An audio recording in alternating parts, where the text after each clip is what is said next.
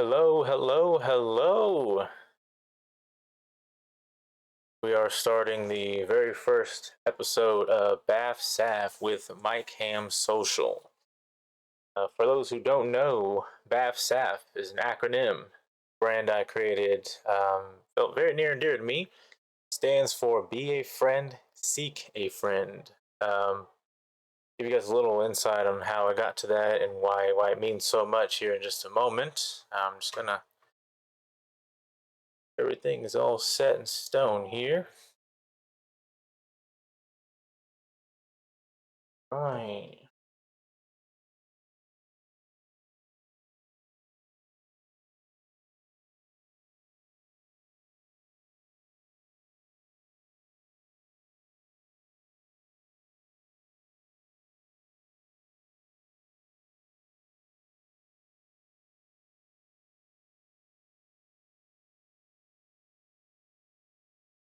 All right, for those in attendance or watching, if you are in the Wichita area, a few things around. First and foremost, the GOAT, Eddie Griffin, is going to be performing on Saturday, 20th. Got 2 days to get your tickets. Make sure you check in for that. And also, I'll give you a 10-day forecast.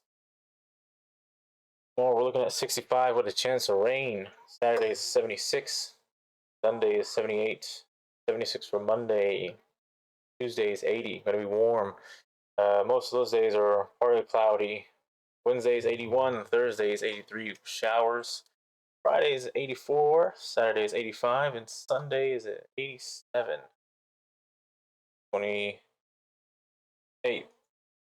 Monday the 29th will be 89. Tuesday the 30th, 86. Wednesday the 31st, 88. And then rolling into May 1st, another 88 with thunderstorms. But as always, weather is subject to change because we live in the Midwest. So let's go ahead and get started. My name is Mike Ham. That's the name I go by. That's the stage name that I'd like to go by. I like to make music. I have some content out now. I also like to DJ. Doing that for a while. I've been really getting into it and giving myself the opportunity to actually provide content and complete things that I'd like to do. A big reason as to why I wanted to start the BAFSAF open discussion with COVID and how everything has changed is because it's been a very big change for me. And from what I noticed, it's been a big change for a lot of people, not only in the nation, but also around the world. Um, so, BAFSAF, be a friend, seek a friend. The reason why I hold it near and dear to my heart is because it's just, I for the longest, and I never really let anyone know this, but for the longest, I kind of just lived internally. Like I could be open to people, I can give advice, I can be happy, but a lot of times I held a lot in, and I mean, I don't hide my emotions well, so I wasn't always the happiest. But I mean, I wasn't the only one. I've seen a lot of people like me. I met a lot of people like me, and when COVID hit, we didn't know where the world was going. Every day was a surprise. Every day was news. Every day was just like, what happens next? It was this huge deal, and it seemed to have really impact a lot of people emotionally and mentally.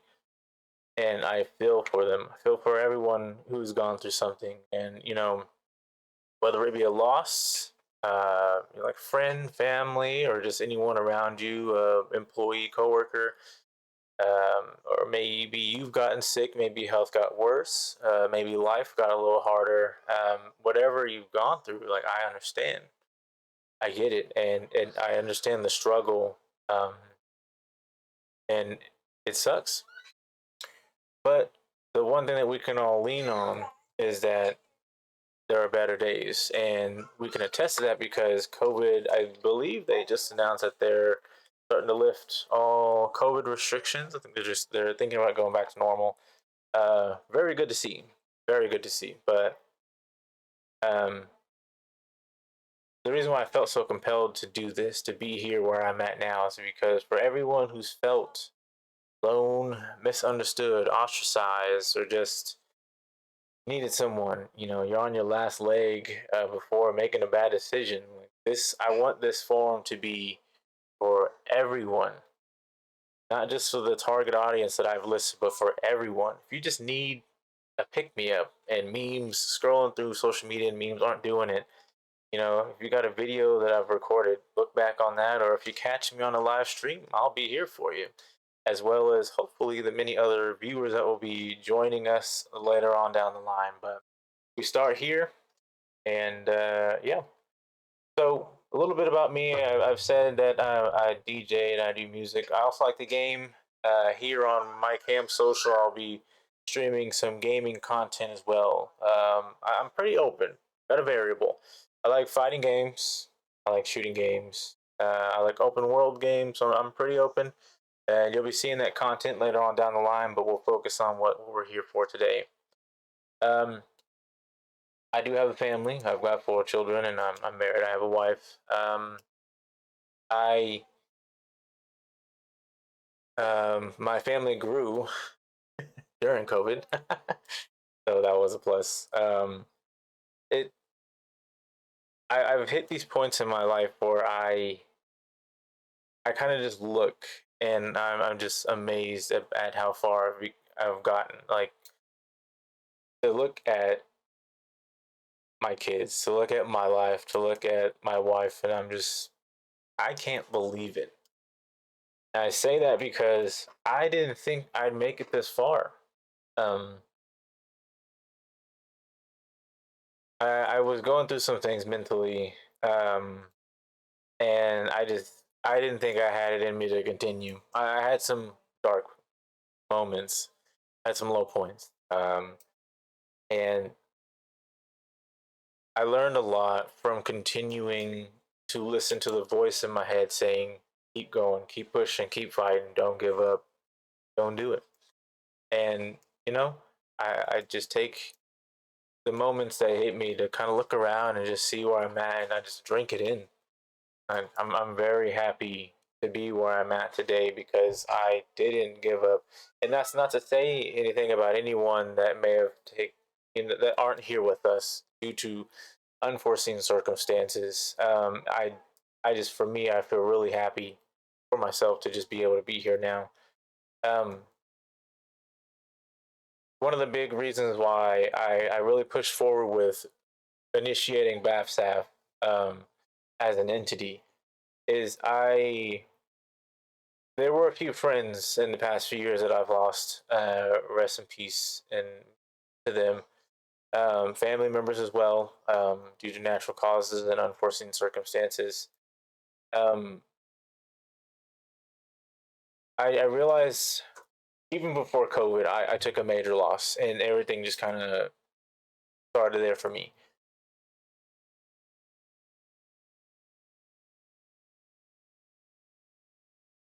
I noticed how as you get older, you just tend to notice how things really affect everyone differently. But pain is the same. It's pain, and I understand that life gets really tough for ourselves, and we look to doing things, and I get it. I've been there. Again, I created this so I could try to help alleviate any possibilities, any thoughts, any ideas. I hope to be the light in a moment of your day. And I'm no therapist. I'm not a guru of life, but I've been through it enough to just kind of sit with myself and understand. I've been able to sit with my peers and help them understand, and as well as them help me understand about my life, about their life, about life in general. Just sharing wisdom and knowledge. Um, through the trials and tribulations that we go through, I would like to do my part and being able to help everyone get through those times the best way I can, the best way I see. And also, if you ever feel that you could help me, I'm never opposed to anyone giving me insight, criticism on things that I've said or how I see things. Like this is why I do it. We are in a point in life where we need to talk. Like there's so much going on in the world that we need to have a conversation. There are topics that we just need to be aware of neutrally, and we all need to just conversate. There's just I see a lot of division, and it's a pattern because there's always some new category, some new topic that divides us. That I think if we all just sat down and had a conversation about the disagreements, we would come to understand the neutral agreement that we have, and we, I mean, worst comes to worst, we agree to disagree, and we just keep it at that. So this is why we're here. This is why I'm here. That's it. Really, it calls to me to want to do this. I just hope that everyone who's been able to come across what I'm doing can find some interest in what we're doing here. So maybe they can carry something with them. They don't. I don't expect you to be around. I would like that. I really appreciate it, but this is just something I feel like I could do. I'm currently not doing anything right now, but this, so I'm really throwing all my chips on the table here. Let's see. So, I've given you an idea of the why. I want this to be available for any and everyone that, you know, you may need it or you want it. I would like to say I'm always here for you. And the bigger that this platform grows, that this channel grows, you'll have more people there for you too. My expectation for this in future's time is that this will have grown and accumulated so big that it'll act as its own, kind of like its own social media platform. But I mean, I've made sure to um, create social accounts so everyone can feel involved. I haven't really gotten an Instagram for this type of thing right now because I mean I understand Instagram's all pictures and I don't have a lot of pictures. I'm not too big of a camera guy like Snap. But I mean, as far when more pictures come on down the line, I'll have an Instagram account. But we do have a Twitter account. We have one for MyCam Social and BAFSAF, so you can follow both of those to be up to date on both individual streams. I also don't have a Facebook yet, but we're getting there. Speaking of which, I just lost my idea, my thought. Never mind.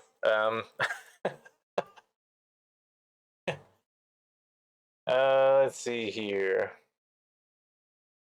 So I'll kind of give you an idea of what I was doing if you don't know already. I was working as, I'll say, assistant manager. I was an assistant manager, just kind of running things at a local hookah lounge, hookah bar. We did um, hookah and full bar. I was pretty much the only hookah cook there, but I was also helping the servers and bartenders whenever they needed. I did that for almost 5 years. It would have been five, but COVID hit. Um, I stumbled upon that job. I was going through some hard times, and I wasn't able to maintain a job prior to that. What drew me to that location was I lost my brother, December 2015. Uh, I didn't take it well. So I had my own apartment. I had a really good job, but when that happened, I just kind of watched my own life slowly go down the drain. I was just losing job after job after job, and I wasn't able to maintain my relationships with friends and family. Like I think I wasn't my best self for me or anyone. Um, and I worked at Sears and electronics. I worked at Starbucks for a little bit. I just I couldn't hold on to any of the jobs. So I mean, in the middle of all that, I had picked up, the recreation of smoking hookah, and that location that I ended up working at actually had I don't think they did. No, they did. They were hiring, and I was like, I've got nothing. I'm already 2 months out of a job, and bills are stacking up. Luckily, I had the help of my father, who, um, we were. It was very helpful, and I think it was just really hurting him to see how I was hurting, but I wouldn't hurt externally for people to know I hurt internally and made bad decisions. But digress. One day I just went and applied and pretty much got the job on the spot. I was working within the month, and then 5 years later, you know, I've made a lot of good friends. Some I consider family, and they know that. And if you know any of you forgotten, right here, it's my heart, right here. Um, and when I first met my group of friends that quickly grew, I felt so out of place. Like I felt, um, I felt so. I guess I felt like I wasn't enough. Just the best way I could put it. I felt like I was just stepping into a room full of success and ambition, and I just was like, nah, I didn't. I, I didn't think I was up to par to anyone's standards or expectations. I felt like everyone was just so far ahead of me and so put together. I just like, I don't think I'm gonna last. But as I grew to learn people and experience people, I wasn't alone in my path of destruction or just a pain and anguish. I really got to, um, like, mesh with people who were just like me or going through similar situations or coming out of them or going into them. I just, the way that everyone carried themselves, it just seemed like I was just so far behind. And as I got to meet and understand my peers, it really screamed at me that I was not alone. And wow, so many good times, good memories with people, so many lessons learned. But no matter how much fun I had, how many good people I met, I still had this pit within me. Um, it took me a while to actually really sit with myself and really just truly grieve the loss, because me and my brother, we weren't the I guess we weren't like the best for each other. Like we could be cool around people, but we always fought. I mean, that was that sibling rivalry that we had. It was strong. Like we always fought, especially the older we got and like our paths really split apart. We fought a lot, but you know, I loved him because I had to do a lot for my siblings and my family, as I was growing up, and it took me a long time to realize that he was like a soldier to me. That's the best way I can describe it. Like, I mean, family is a strong bond. Family is family, but I didn't realize just how much he meant to me because I was trying to put myself in my own life after the life that I lived. That I don't know. I really wanted to separate myself for some reason. I didn't. I took for granted who he was to me, and when I lost him, it took me a while to really understand that. So when it really hit me that who he was to me, and mind you, I also kind of I was also beating myself up about how I could have been a better brother. We fought so much. He was the one that would apologize first, and I was he was the short fuse hothead. I was the hold a grudge hothead. And yeah, he would always apologize first. I just be like, no. But like the reason why I like gaming so much, one, it's fun, things are amazing, and two, just that's the one thing that we bonded over. Um, we used to play Tekken a lot, which is one game that you'll be seeing me play. We own it. But one day I was sitting there and I was playing Tekken Tag 2, and I just kind of like looked over, and he wasn't there to enjoy it with me, and that hurt. That was heavy. Um, but once I once I realized just how heavy that would have been for me, I started to turn things around, but not without some mistakes. Again, this is me working at this hookah bar. That's where all the dark turns started. I got into quite a bit of trouble, and I know I was an asshole. I was an asshole to friends. I was an asshole to family. I was a hurt man roaming the world when I should have just been at home dealing with my emotions. But I I really appreciate everyone's patience with me, because not only were they patient with me, but when they were going through their things, I was patient with them. So it was a give and take kind of thing, but I do really appreciate it because I know I was not the easiest to deal with. And just so you know, the reason why I share this is because I'd like to be able to be vulnerable enough, so it puts me on a better path of understanding everyone. And so I mean, if I'm vulnerable to share my story with you, hopefully you could see within yourself that you could do that with me, and have full trust that I won't do anything with it other than listen and try to do my best to help, um, whatever path that you may take. But I started to work on myself internally.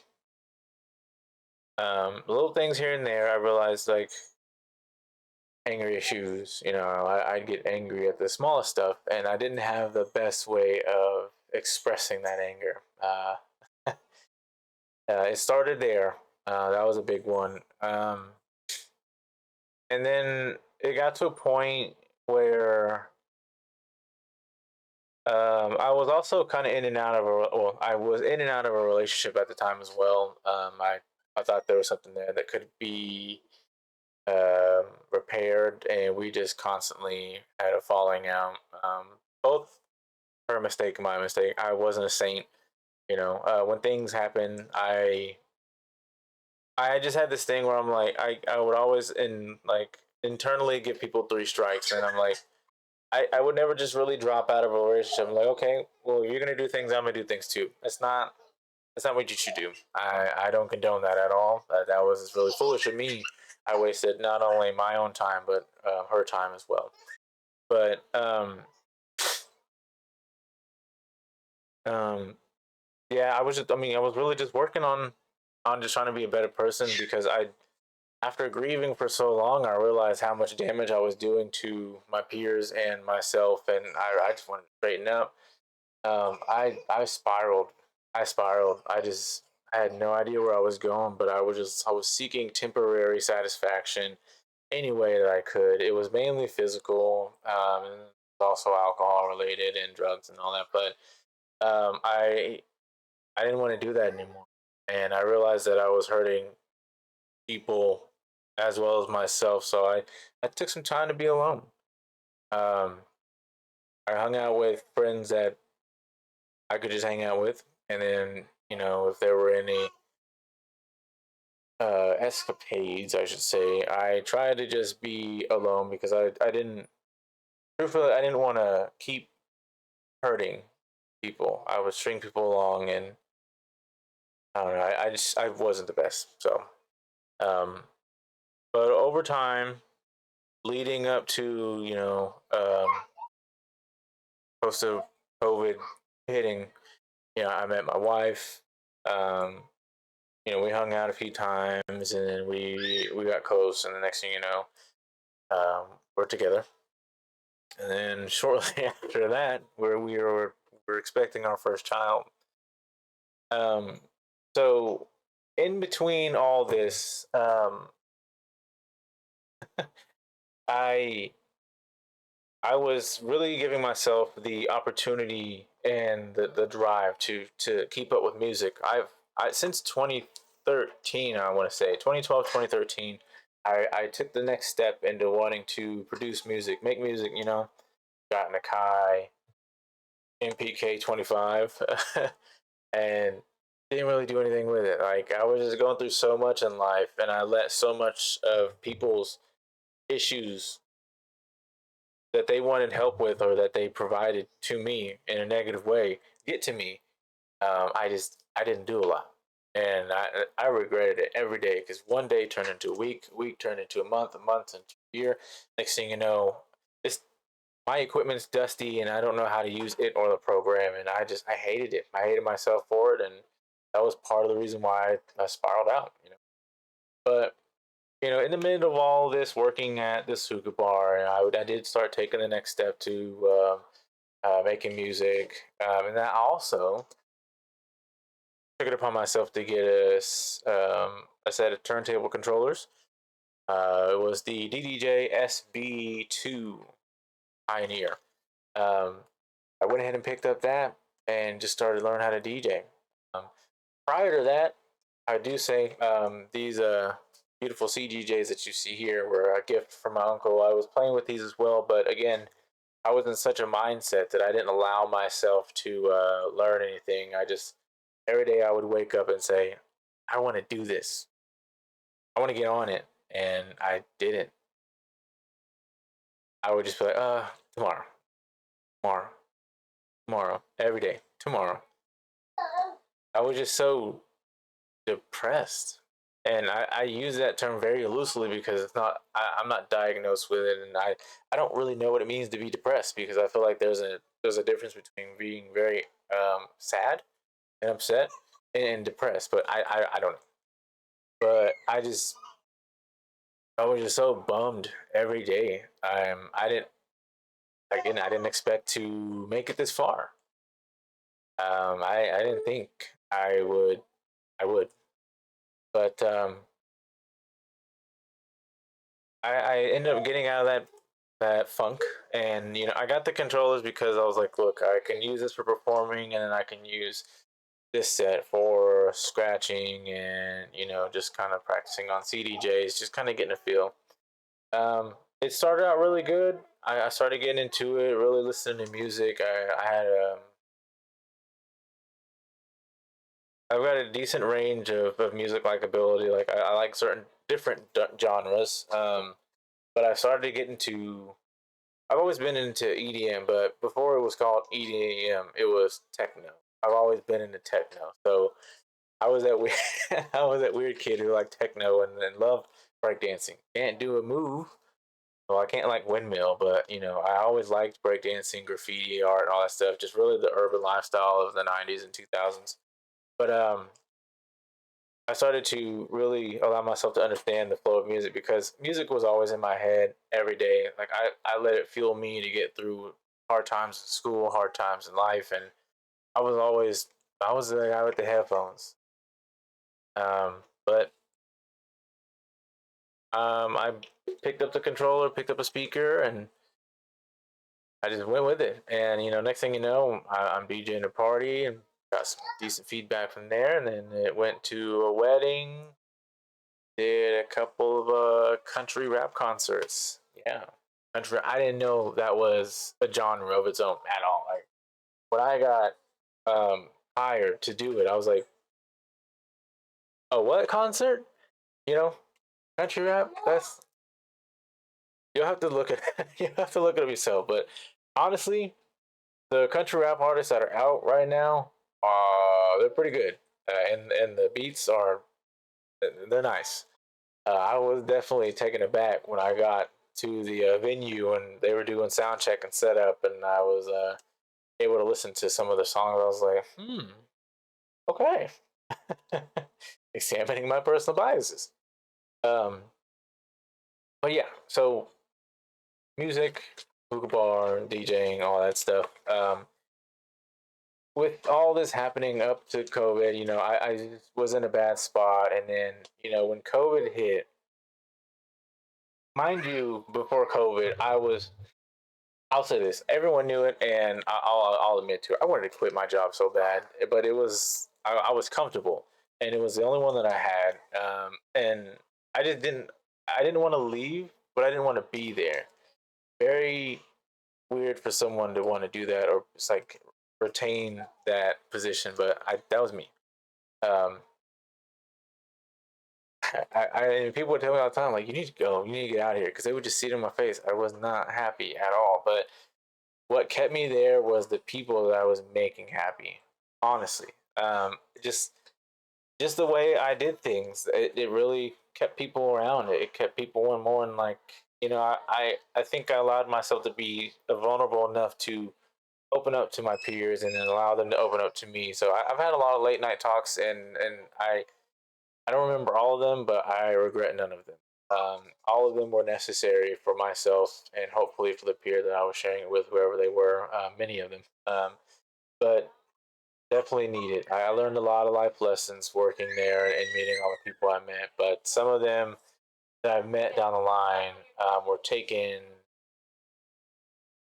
too soon, um, and you never really realize the group of people that you're around, how close you are until you've dealt with a loss. And from that job, I've dealt with a few. Um, and man, it I didn't think I could be any closer to the people that I met and loved. But it's leading up to what all I've said. It's why I'm doing this now. You never know what people are going through, because not everyone expresses what they're going through. I am a huge testament to that. I didn't really let a lot of people know what exactly was going on, what exactly I was dealing with, what exactly was affecting me. I didn't let nobody in, but everybody will let me in. Most people will let me in. It, I don't know. I was always that person who just kind of kept quiet to myself, but I was able to be an open ear and a shoulder for everyone else, and it was tearing me apart. I can admit that now. Man, it was just like that, and you can feel it. You can feel it swelling up, and I've done this since I was a young kid. Like, you can feel that inside. Like, there's just this slowly growing feeling that when something occurs and it triggers that internal feeling, it starts to swell and it surges through your body, and it's like you can just feel it. And it was very deteriorating over time to my mental stability. Again, I'm not diagnosing myself, and I'm not diagnosed with any mental instability, but that's the best way I can put it. I was not stable at all. But I tried my best every day to keep pushing, and I think the love and support of my friends who were there each day I went to work, or each day I woke up and just kind of needed someone around, indirectly without saying it, Um, but that's why we're here, is because I with the people I've met, I've encountered, I see it. I see it so much, and I know how much it hurts. I know how bad it feels, but I don't want anyone to go through that the way I went through it. Um, I I just want to help. I want to be there. I want to direct you to who can be there if I can't, or where you can go if I'm not available. I'm not trying to take all your problems. I'm not trying to make all your problems mine, but I would just like to be that olive branch to whatever will help you get through your day, that moment in time, or just whatever it is. Like, I can't express how much it means to me. Like, I never want to see anyone go through what I went through, and I'm not even the worst case. I don't want to see anyone go through what I've seen to be the worst, let alone what I went through, what I put myself through. Never. Um, and there's also, in a world full of organizations, cliques, groups, you've always got that one person who we may have seen as the outcast, or for lack of better description, like we'll see them as like the nerds, the standout, or whatever you label this person in school. They may be the same way. Even people who are popular inside, they feel how they feel, and they are never understood. I too know that as well, but I it's not only for me. It's for everyone else. I said that backwards. It's not for everyone else. It's also for me. What I'm doing here. It's just memes and scrolling through social media can only go so far. And I mean, I would hate for anyone to have to sit there and feel like they gotta scroll through their phone and stare at the screen hours on end. And then you look up, the time has passed of 3 hours, and if you're at home doing nothing, it's like, where'd the time go? What could I have done? Or maybe you look up and you just see reality for what it is, and you dive back into that temporary satisfaction. It's just an ever growing pain. And again, I don't ever want to see anyone go through that. So with that being said, and if you're ever going through a hard time, we're here for you. I'm here for you. There's going to be more people. I'm so confident in what I'm doing to grow, so vast enough that there's going to be people here for you whenever you need. I'll make sure to post socials for anyone who I feel is helpful. I will do everything I can to put you on the right track, to just kind of turn your day around, turn your life around, turn that moment in time around, so things can be better. Because I would like that for myself too. Um, a few things that changed for me during COVID. One, it was I really took a leap with this career move. I did end up getting two stay-at-home jobs, back to back after COVID, but um, I really did take a leap with this career move. Like I've dedicated more time, more determination into music, and also DJing. Um, my family's gotten bigger, so I got to do something. I'm getting older, not. Um, my emotional control. I can When I get angry, I start to think about things. I start to process thought as to why I'm upset, and just like I kind of think through it. I breathe and I think through it. I used to just kind of like let it swell up, and I'm just like angry. Jaw kind of clenched and just like veins flexing in my body, and I'm just walking little skinny chocolate Hulk, angry for 3 hours, and nobody wants to talk to me. Um, my emotional control is definitely one thing that changed for me, and I really appreciate all aspects of lessons that were provided to me on that. It was a long road, of unchecked emotional control, and I've gotten to a point to where I'm in a good spot. Still got some kinks to work out, but I'm in a very good spot now. More zen, serene, meditating. I do all that, but not like overly done. But I do that. So another thing that's changed again. I said, I went from one kid to I have now four. Each time I saw a friend, they're like, "Oh, you got another one?" Yep. You busy? Yep. Check that off the list.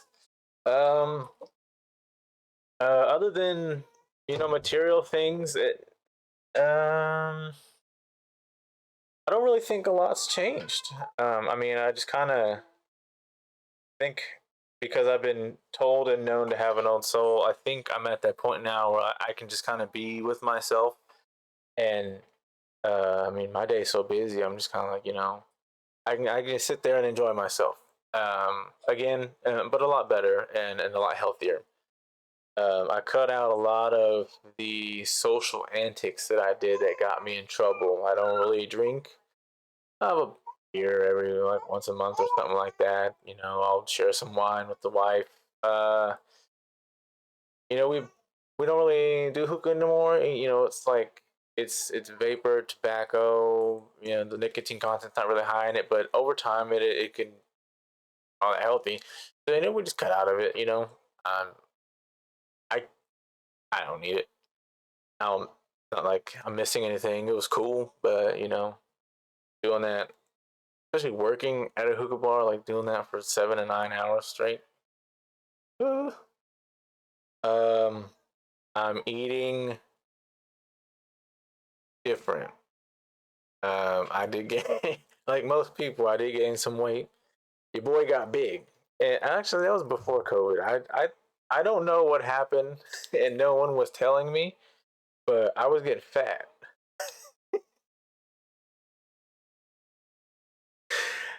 I got thick, and I don't know. I guess I just stopped looking in the mirror. I stopped caring, but I did notice that my clothes were starting to shrink.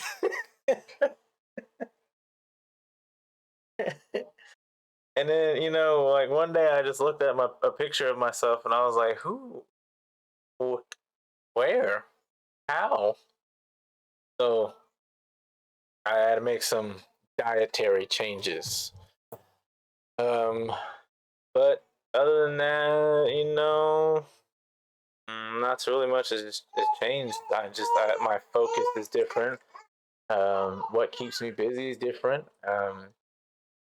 I it's a different life, and that's why I said earlier, like when I look up and just kind of like sit and drink it in, I look around, I'm just like, dang, I really do have 3 kids.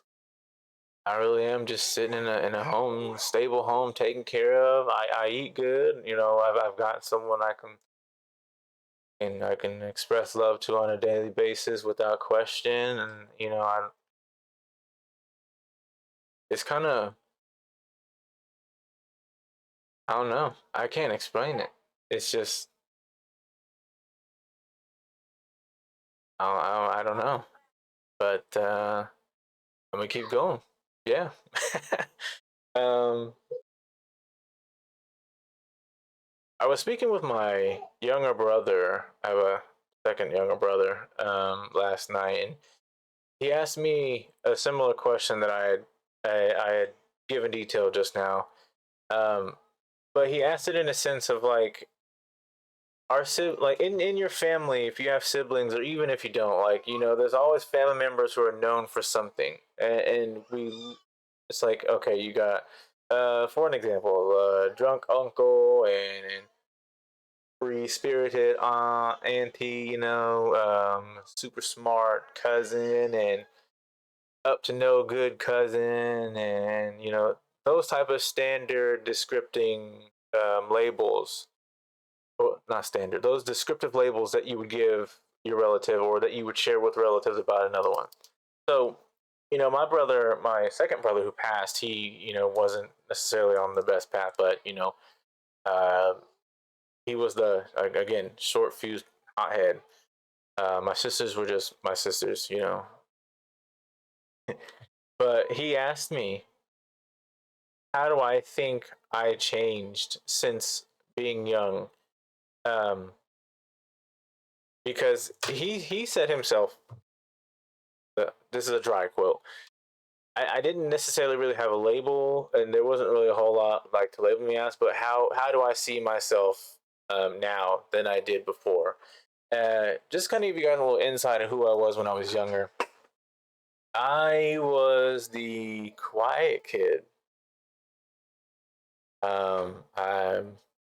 I didn't really start branching out socially until I was in 7th grade. I made my first joke in the middle of class that everyone had heard, and I felt good about it because it got the attention of um, one of the popular kids, and I was like, I'm a little funny. But I mean, and that's not to say I was alone. I was quiet, but I made friends. I had my crew. I had my group of people, and I knew a lot of people. I was smart. I made good grades up until a certain point because I let life get to me. Um, I actually just went through a bunch of stuff last night and saw that I had a stack of like, you know, how you get certificates in school for attendance and good grades. Yeah, big stack. Boy, it was good. Um, but you know, beyond eighth grade, that's when ninth grade is well, eighth and ninth grade is when everything started to like settle in because that's around the time I was really starting to gain consciousness of being my own human, my own human being. You know, like you go through 6 years old to maybe like 9 or 11, and everything is just fun and you know getting what you want whenever you can, and then like out of nowhere you just start becoming conscious. Just conscious. You become conscious of things, and you know you start looking at your body, start noticing things, start wanting different things, and that's when you start maturing. Um, but I really started to take a deep dive in some unstable mentality when I was around that age. And I really secluded myself to video games and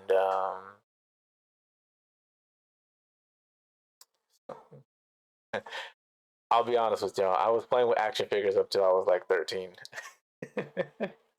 Like I had them collected, but I hit like one point where I pulled them all out and started playing with them, and I'm 13 years old. I'm just like, what the hell am I doing?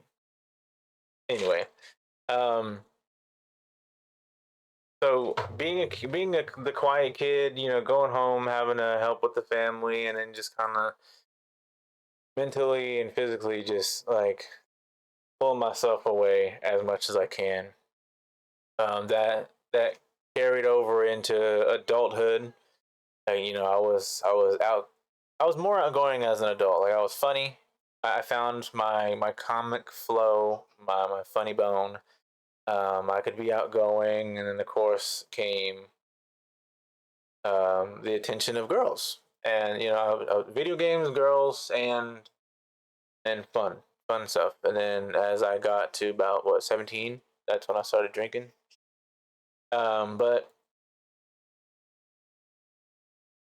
I think what happened to me is that I got quieter.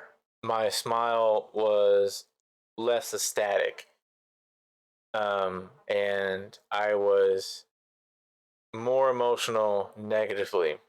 I became angrier over time, and hey, what's up? Thanks for the love, Sky loves. Um, Over time, I really started to think internally about everything, and I started to become angry. And but like the only thing I could tell him, the only thing I could tell him was that my ability to control my emotions and overcome being consumed by that anger is one of the best qualities that I've noticed that I've overcome over time. I'm not as angry as I used to be, and if I do get upset, I know how to control it a lot better now. So yeah, that was very interesting. I had a nice 3 hour talk with him last night, and that being asked that question, Skyla, for if you chicken neck and hold on, see. If you haven't know, if you're just tuning in, you didn't hear. I was going over a question that I was asked by my little brother last night. He asked how I see myself changing since I was younger till now, and pretty much the answer is my ability to control my emotions and express them um, in a more healthier fashion. So with COVID, and I feel like to me, COVID was a blessing. Um, I say that because it pulled me out of a job I didn't want to be in. I had dark thoughts working at that place. Yeah, we were. Yeah, definitely. um, I had dark thoughts, dark intentions working, and it pulled me out of there because I wanted to be gone so bad. But I think what held me, again, I said that what held me there is that I was making people happy, and I think one thing, I think if I can say it, I allowed making people happy to. This is me. I'm not saying that anyone kept me from leaving work. It was just that my genuinity to continue to make people happy kept me from wanting to be better and achieve better. That was me. Um, and I don't know. It's like, in a way, as much as they may have needed me, I needed them, because being able to feel that joy, that little bit of positivity, and helping someone in some way, fashion, is what kept me going every day.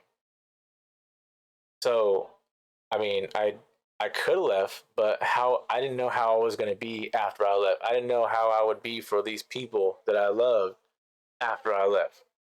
Um, Another thing is that, um, I'll be honest, that stimulus was nice. Oh, that was a breath of fresh air for a little bit, man. I have worked hard all my life to just manage. Like, it was, I didn't have a savings or anything like that. So being able to sit with that stimulus, oh man, that was nice. But like being able to pull away from the world that I lived in, I was able to pursue my passion. I was able to reignite the light for my passion with music, DJing, making the music. I can enjoy things. I'm working. I will work from 7 to 2. Sometimes stay up till about 5 or 6, and then go to bed. I'm waking up around 2, 3 o'clock the next day in the afternoon.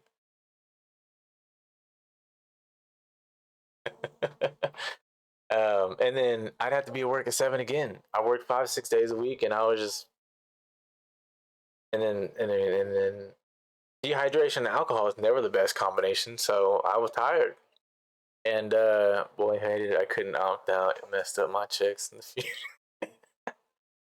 Hey, you were very helpful, and I get it, because even though y'all were spending the money, I was making the money. I still broke. But I was able to really just kind of like sit there and really invest mentally and emotionally. I couldn't do that. I say it couldn't because I didn't allow myself to do it, and I hated it every day. Hated it. But man, and I also got to actually spend time with family. I lost so much from family because of work. And I mean, my family understood. Oh, you gotta go work. All right, all right. But like, I forgot what it was to hang out with my own family, man. But like, it was just like, when COVID hit, it was just like waking up, like just getting smacked in the face and waking up, going, "Whoa!" It was a little dazy at first, but you get the ball rolling. So, um, giving it away. And but the person, you were kind of giving it away. You were a big tipper. But I appreciate it because that big tip that you gave out was also a percentage going back to me. So thank you. You know, and it's not a bad thing to understand that sometimes you got to be pulled away from the environment, whether it be the location and or the people, to really spearhead what you got to do in life. And that's not, again, the people I met, I and love, Skylove being one of many. I love them to death, and it my life wouldn't have been my life if it wasn't for them. But I needed to pull myself out of that environment. The headspace that I kept for myself was very minimal, and being able to be alone and just in my own entity was just the best thing that could have happened to me. And even though it happened, it wasn't the best start. COVID wasn't the best start either. Like, things were looking good, getting better, but you too appreciate it. It was still a struggle because it was removing myself out of that element of almost 5 years. So there were some things that I was still shaking off, getting rid of. But over time, this is where I'm at now. Like I can I can like genuinely smile again. I can sit there and make myself laugh without feeling like crazy. I mean, overall, I just feel healthier. And I've been told so also that I appear healthier, and it feels great. Um, I always say this about that job. It was it was a cesspool of negativity, but what drew everyone there was everyone had similar backstory. Everyone had similar trials going on at the same time. And what everyone needed to learn and understand is that we could all help each other acknowledge our own issues and how to get through them. And a lot of people did a very a lot of people did a very good job of being able to pull themselves out. Some people are still working on it, and I wish them the best. Everyone has their own pace of being able to get through life, and that's okay. Because here with BAFSAF, there's no such thing as a pace. Whatever you need, me and my people got you. We will have you. Let's see. Other than that, I was able to just kind of like play with life, just kind of see what was in store for me outside of that one job. Middle version of Cheers. What's Cheers?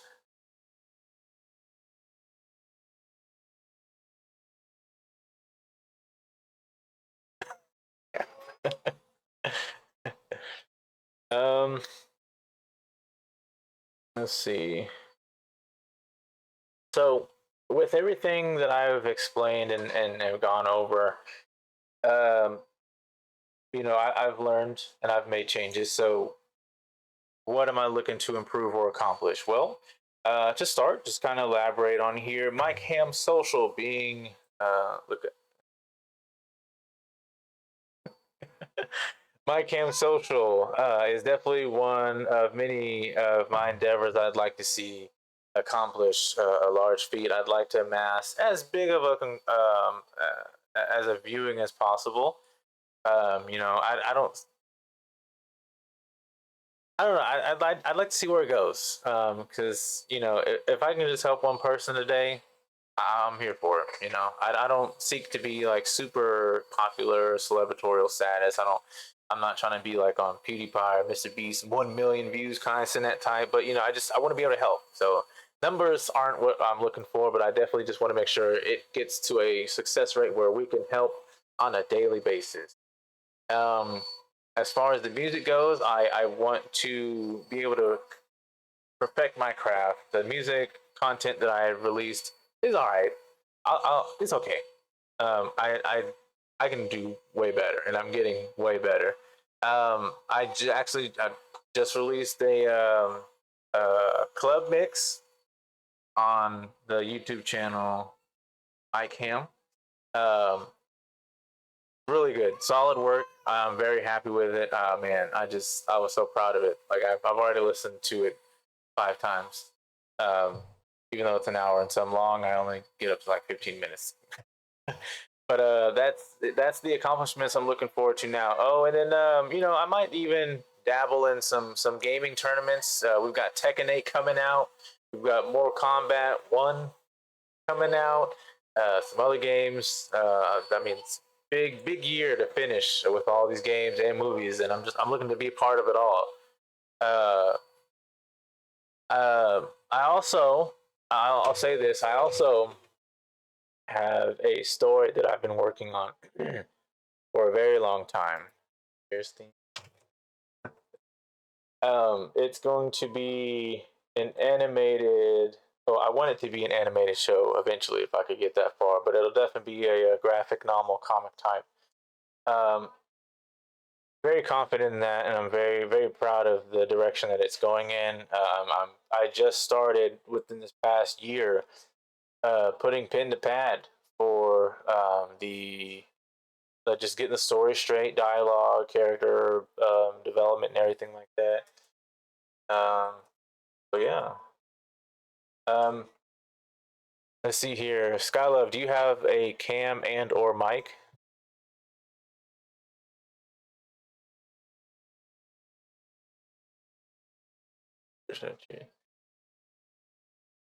See what we got here. Would you like to be a guest? You just come on and so here in this portion, I would like to about an hour in of me giving an explanation and a rundown of how I feel about the topic of the month. I'd like to invite any guest that is willing to kind of share their experience within the topic, or whatever we can engage in. Obviously, within the first few months, it'll be some slow work, but I mean, yeah, if that's something you're interested in, I'd like to have you on. If you have camera mic, I can. Okay, yeah, do your thing because I still have to set up on mine as well. But kind of get an idea. Um, if you could try to explain, how COVID's affected you, and what changes that you've noticed before pre-COVID and post-COVID.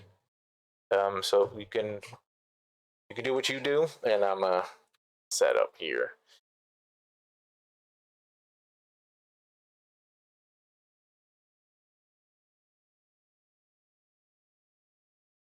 See what we got going on.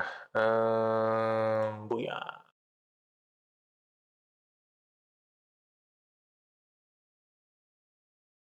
Okay, so I'll send an invite.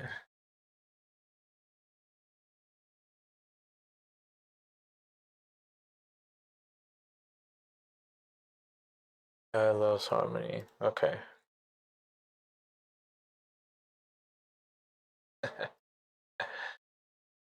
End it.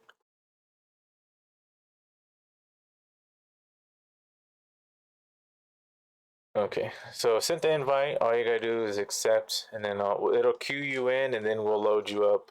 Then we'll get it going.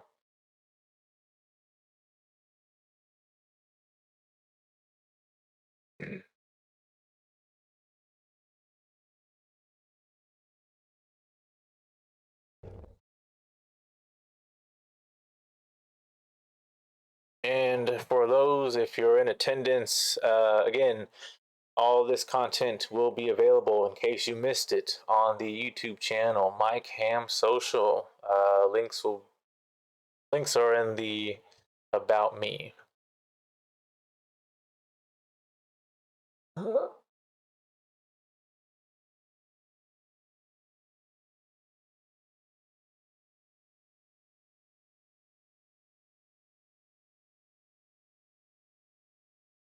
I think I can set up almost a set up.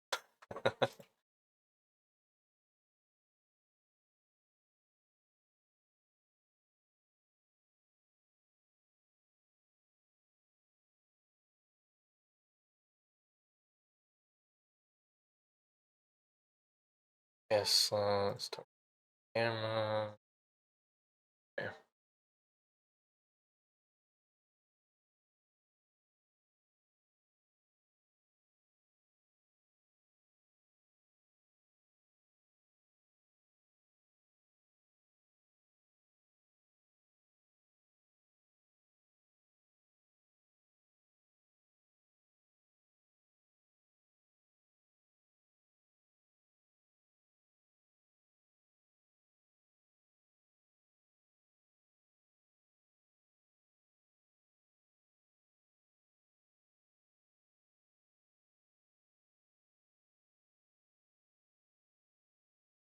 I will say this, just so the I working at my stay-at-home jobs. Um, they were call center jobs. One was security, and one was tech. I did learn that that's supposed to have what do they call it, quiet time. I don't know how to say it, quiet time, but like there's like any airtime, like airtime on the line, and after learning that, I try to do my best not to keep it silent because I can go quiet. I do a lot of thinking, so um, if I get quiet, I'm either thinking or I'm just like really in tune with what I got going on in front of me. Try not to do that.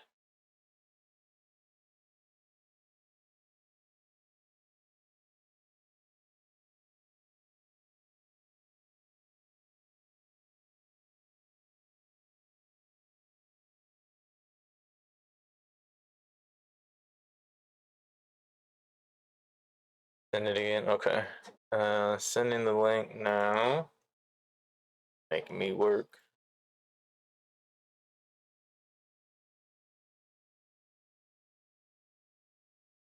Oh, whoops. I don't want to do that. Invite, resend, go. Yeah, there we go.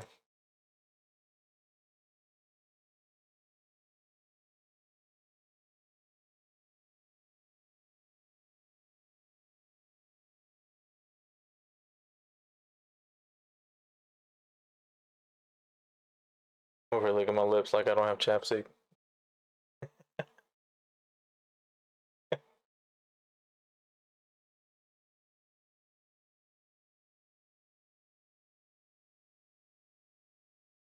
Got going on.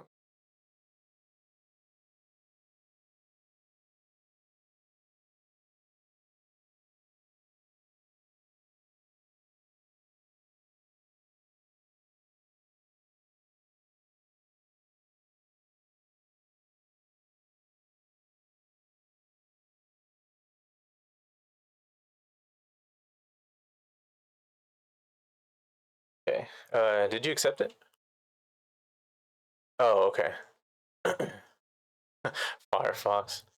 Boo.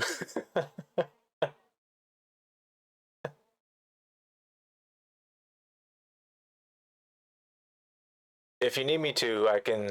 I guess I can send you the link that you can just attach as a URL in the address bar. To be able to try it from there.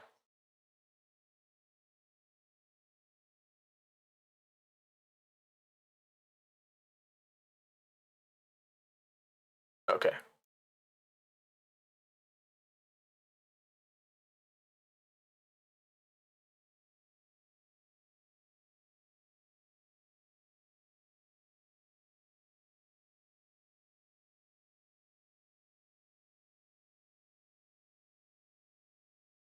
Oh, all good. All good. I just got to figure it out on my end.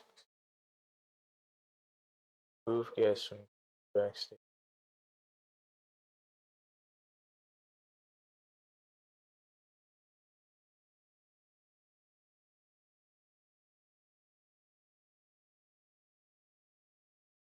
Okay, hold it, hold it, hold it.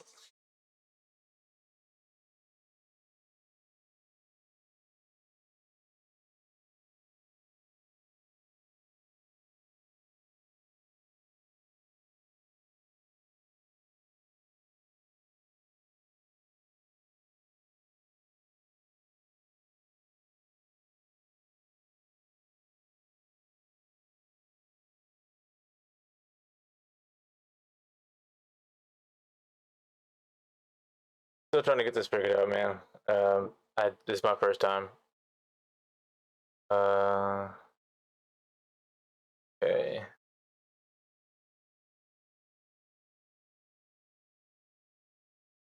Oh, okay. It says getting ready. Okay.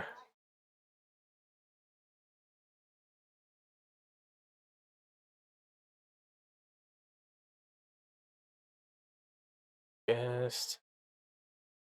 Guest slot one.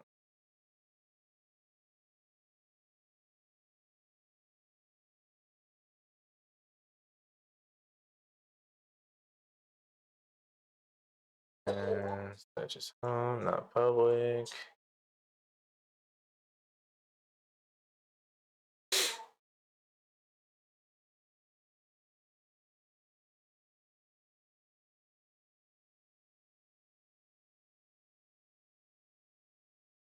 Okay. There we go.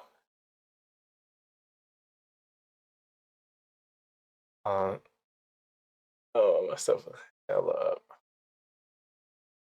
1 6. I can't hear you.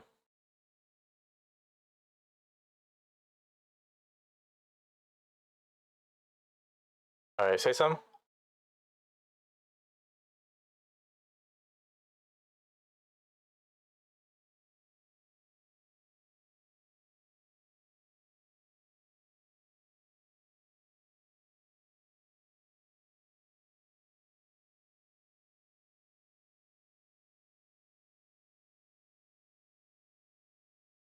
Let's see. Control audio via. Here we go.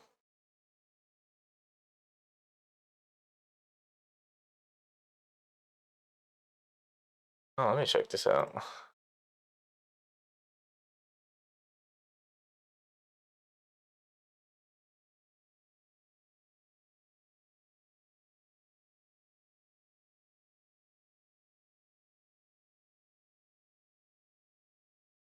Let's see. Guest slot source.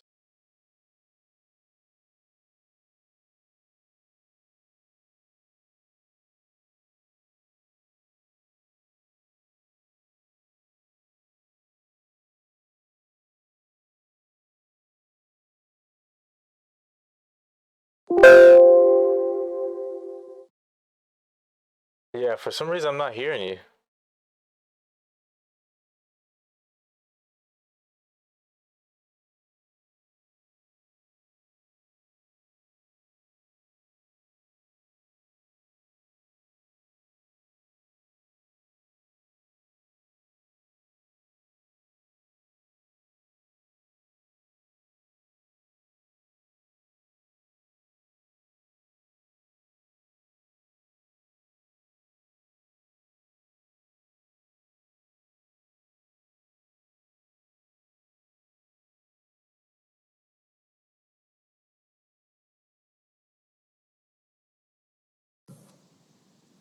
Well, There we go. hey, What up? hey, what's good, my boy? How you been? Dog, dog. Oh man, I've been,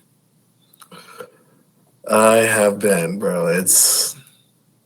Yeah, You know, I it's feel been it. I feel it. I just got warm, man. It's good seeing you. dog. It's good to see you too, bro. I'm Hey, you look cheesing, good, dog. man. Look at Hey, you. appreciate it, bro. So Hey, I remember you I telling see me. a dark screen, but you look good too, bro. You look good too. You know what I'm saying? A little darker than before, but hey, you're looking good. Oh, thanks. Yeah. Yeah, I can't see Uh, you at all, but yeah. I remember. Wait, for real? Yeah, for real. No, you dark. Huh? Yeah, I'm just looking at a black box, purple border talking to me. You look good though. Sound good. You know what I'm Oh, well, saying? thanks, man. I appreciate it. Hey, Have yeah. you been able to see me at all before? Hold on. On the actual channel, yeah. Let me go check on the actual channel.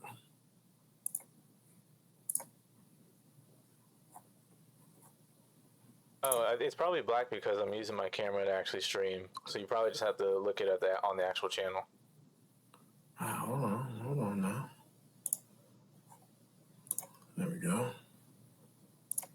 All right, I see you. All right. I'm gonna be delayed, so I don't know if I'm gonna be able to look at it like that. All good, all good. Would you like me to Yeah, address hell you no, I'm not looking as at it like that. Skylove, or do you want to be addressed as your name? Man, just come, boy. You better call me by my name, son. All right, all right. So, everybody, this is the main man, Shawn, Mr. What's good? Tick. What's good? What's good? I remember you telling me that you had long hair before moving, Oh and yeah, you growing it back? bruh, it's back. What you mean? You ain't growing it back? It's Yeah, back. it was longer. You was looking like Oh, dog, listen. I was blessed then. you I was was looking like blessed let your then, soul glow. and it was. It was. Now that I think about it, I'm like, I wish my hair could get like that. Yeah, bro. All you needed was the ocean, bro. That's all you And the needed. shower. Yeah, I mean, yeah, that's all right too. Showers work. But all right, I'm glad to have you Ooh, on, especially as my first yeah. guest, man. It's really good to Oh, see you. I good to really be here, appreciate it. bro. This is Yeah. Shawn, one of the many lovable people I met at the hookah bar job that I had. Hookah So bar. give us an insight of who you are, where you at, what you're doing right now, and then we'll dive into it there, Shawn. Oh man, well, as he already said earlier, I'm Shawn. I am a United States veteran now. When I met Mike, it was probably my first year at McConnell, and I don't know how, or why it happened, but we just kind of clicked. We just started clicking, and then from there went to Korea, spent another 2 years there, then got out. Now I'm in Florida back home, and right now I'm currently working as a baker, and I'm baking bagels and stuff, man. You are your current job is a kryptonite to me. I like to snack. I can't eat bread because I start getting bloated. That's another change Hey, that happened during COVID is I can't eat bread no more.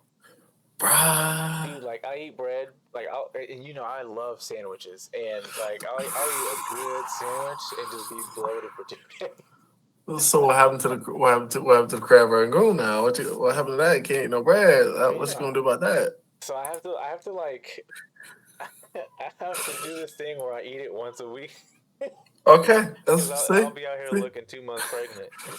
Oh, I mean, at least they know you eating right.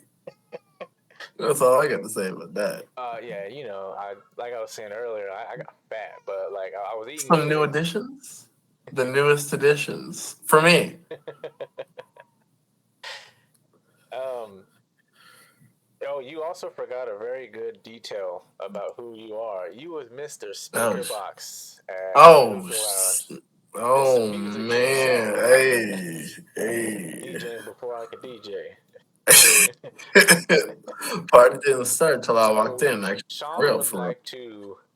He would be the life of the party at 3 p.m. and then roll all the way to midnight. Hey, baby, it's me and you. He We, was we his own rocking bar it. to walk into, and you would just feel the love. He would come in with a Bluetooth speaker, sit it at the table or at the bar top, and just play music all night long. I don't know how you Yeah. did that with the battery life that you had with the phone. Bruh, bruh, listen, professional. I was a professional. That thing didn't die. It would not die. And I like Not how there. people always try to like request a song, and then sometimes you have your day like, nah, this is what I'm playing Nah, nah, today. yeah. If it was a full time job that didn't get paid for, He was working and enjoying at I the same was. time. I was, yeah, no, I was having a way good. I was having a great time. How do you I was pay having to a work? great. I leave work to work. All right. So, No, Mr. man, it was Shawn, good. I Mr. loved it, Shawn, bro. I loved it. I don't know I how he knew let me do it, you but pre-COVID. Very outgoing, very, very spirited, always uplifting. You were the cane, the crutch to me whenever I needed it at times. hey, What? I got you, bro. So since COVID, started, what were some major advantages and what were some major struggles? I guess let's start first. What were some Mm, major advantages to COVID for you? well, the first wave, I guess the only advantage was it was really easy to get to work because I was essential for the base. And some days I wish I wasn't because I went on over there and my entire unit made masks for the entire base, handmade them for the whole base. Like, Everybody was working at home. Everybody was at every single unit. like mask? Masks, like for your face. Oh, So, okay. so we were part of that like first wave and get the whole base everything they need so they can get operational and stuff again. And that I was gonna say it took a while, but it really didn't because my team rocks. So they really did that. But the other than that, advantage wise, quiet. Before you dive into that, Yeah, I yeah. forgot to note. You may see me looking down. I'm taking notes if that's okay with you. I'm only Dude, taking I mean, notes on the like positive aspects of what's changed and what's just like positive aspect of your experience that you're given today, just so I can kind of follow up before the end of the stream. Because what I want to like to do is as this progresses and gets bigger, and the more people that I have on, I'd like to get a collective list of just all the things that have been a major change or an improvement for people, and kind of create like a personal message or like an inspirational message at the end of the stream for the month. So I'm gonna do that. You may see me looking, but I'm still listening. So you yeah. said I mean, that. yeah. So pretty much productivity with You're work good, man. was the first one, and then you said quiet was the second advantage. Yeah. So normally, right, when you're driving around, because at the time I lived in the city, lived downtown, Mm-hmm. and going to and from work, it's just eerily quiet. And this So is in. I'm sorry. like This is in Korea. no, I started COVID first wave in Wichita. Okay. Yeah, this is Wichita right now. Okay. Gotcha.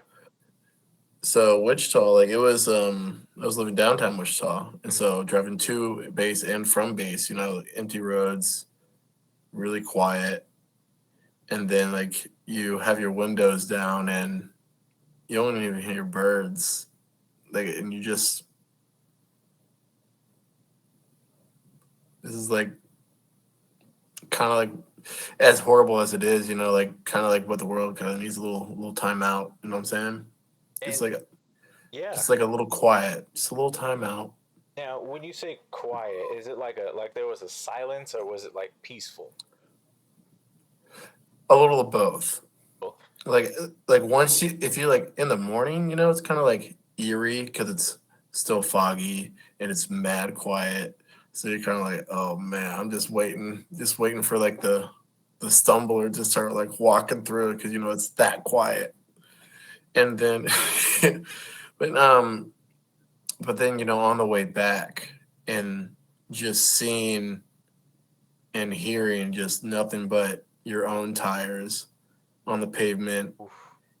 and you just have the windows down, you're just throwing it into gear, and it's free. It's freeing, man. It was freeing, so it was nice. It was really nice in that aspect, but at the same time, very lonely, Mm-hmm. very lonely too, because you can't do anything. Mm-hmm. Two and straight back from work. So other than that, that was about it for at least Kansas. Mm-hmm. Now going over to Korea, that oh that was different. I don't know why I just because I guess because I was just never stopped working that I kind of forgot about COVID to be honest.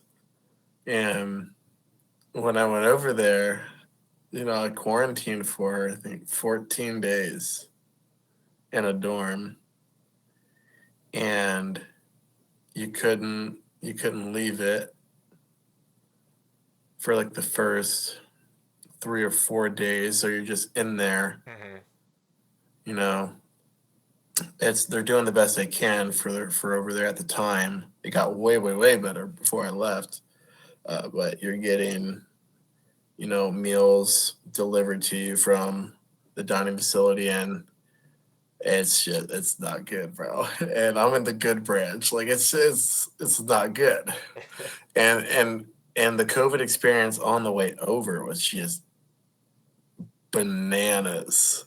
Bananas. The amount of checks that you had to go through, the amount of like hoops they had to go through. Like, thank goodness, at least like for some of us, like all we had to do was be like got our orders, Hmm. gotta leave us alone, kind of thing. But like once you like got into the air and you landed and got over there, like you land at a different base and you get to your base and you land over there and it's mad strict, crazy strict. You thought it was crazy strict, like in Kansas at the time. Like no, bro, like they're not playing that. When you say strict, are you referring to the COVID rules or just The the COVID base in general? rules, COVID rules. COVID rules, because the base goes off of Korea and their rules. So then we adjust accordingly, and like your quarantine was super long. Um, Mask at all times everywhere, outside, inside, didn't matter. Um, you couldn't go to bars, you couldn't go to clubs, you couldn't go to stores, certain stores and stuff, only like picking up to go food from certain places around. So I didn't even get to explore the area for a good 4 months or so, I want to say, Hmm. Oh wow. before I actually got to like leave base Hmm. and go like see what Korea is. Yeah. So I saw a good amount of the base, you know, but that was until I got to like leave, and then I was like, oh, okay, it's cool. Like, but it's different. Like the COVID, like at some point in time, like you realize that the propaganda is just circulating on all sides of like the fence, and like there's people saying like, oh, it's definitely all the foreigners that are giving everybody COVID and whatnot, giving our country COVID. And then it's, our side's like, how can it be our guys? We've been here the whole time. Hmm. Like, how can it be us? And you're just having back and forth, back and forth, back and forth. And it takes a good amount of time before that stuff to like get like a lot better. Probably after, I'd say, close to me being there for 7 months or so, it started to get like way better. Hmm.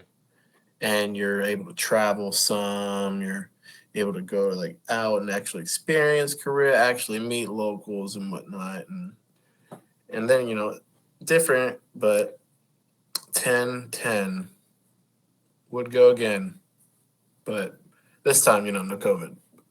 And I really appreciate you sharing as much as you did because it really, I don't think a lot of people understand how heavy that detail was, where people were blaming who started it, who spread it, and to have a soldier on in common ground be able to share that detail.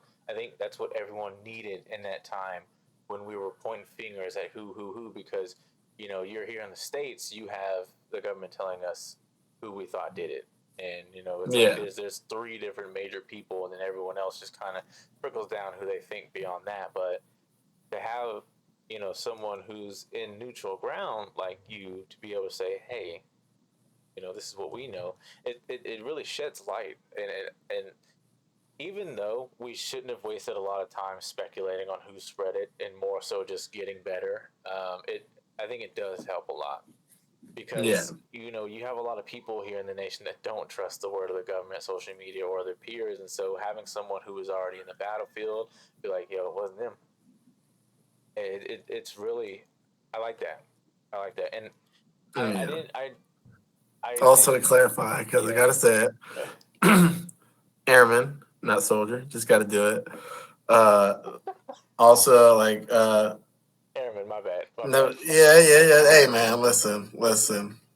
That's how you know. That's how you know.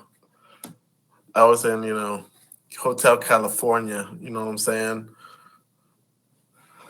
None of that backpacking around. I'm watching you from inside. No, that's also a hot lie I, too. I I mean, picked a whole maintenance career field. I didn't, ain't no inside. I mean, Well, I was outside too. I mean, when okay. So I mean, I thank you for clarifying exactly where you were in the military, but it's just like me Yeah, saying man. it's I like just don't want to take credit for other people's got jobs, you. and It's not like I called you infantry.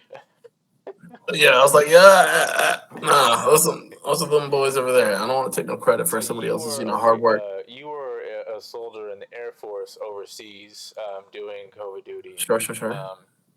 Thank you for clarifying that. Um, Now, I liked the poetic description that you gave with your time in Wichita, speaking on behalf of the peaceful silence that you had experienced driving around. But you also expressed that it was lonely, and I'm assuming that was due to COVID restrictions. Um, Yeah, uh, and just the lack of mm, humans, man. Like when I exactly. say silent, I mean like you look around while I'm driving, like you're looking in your window, you're looking for anybody. Yeah.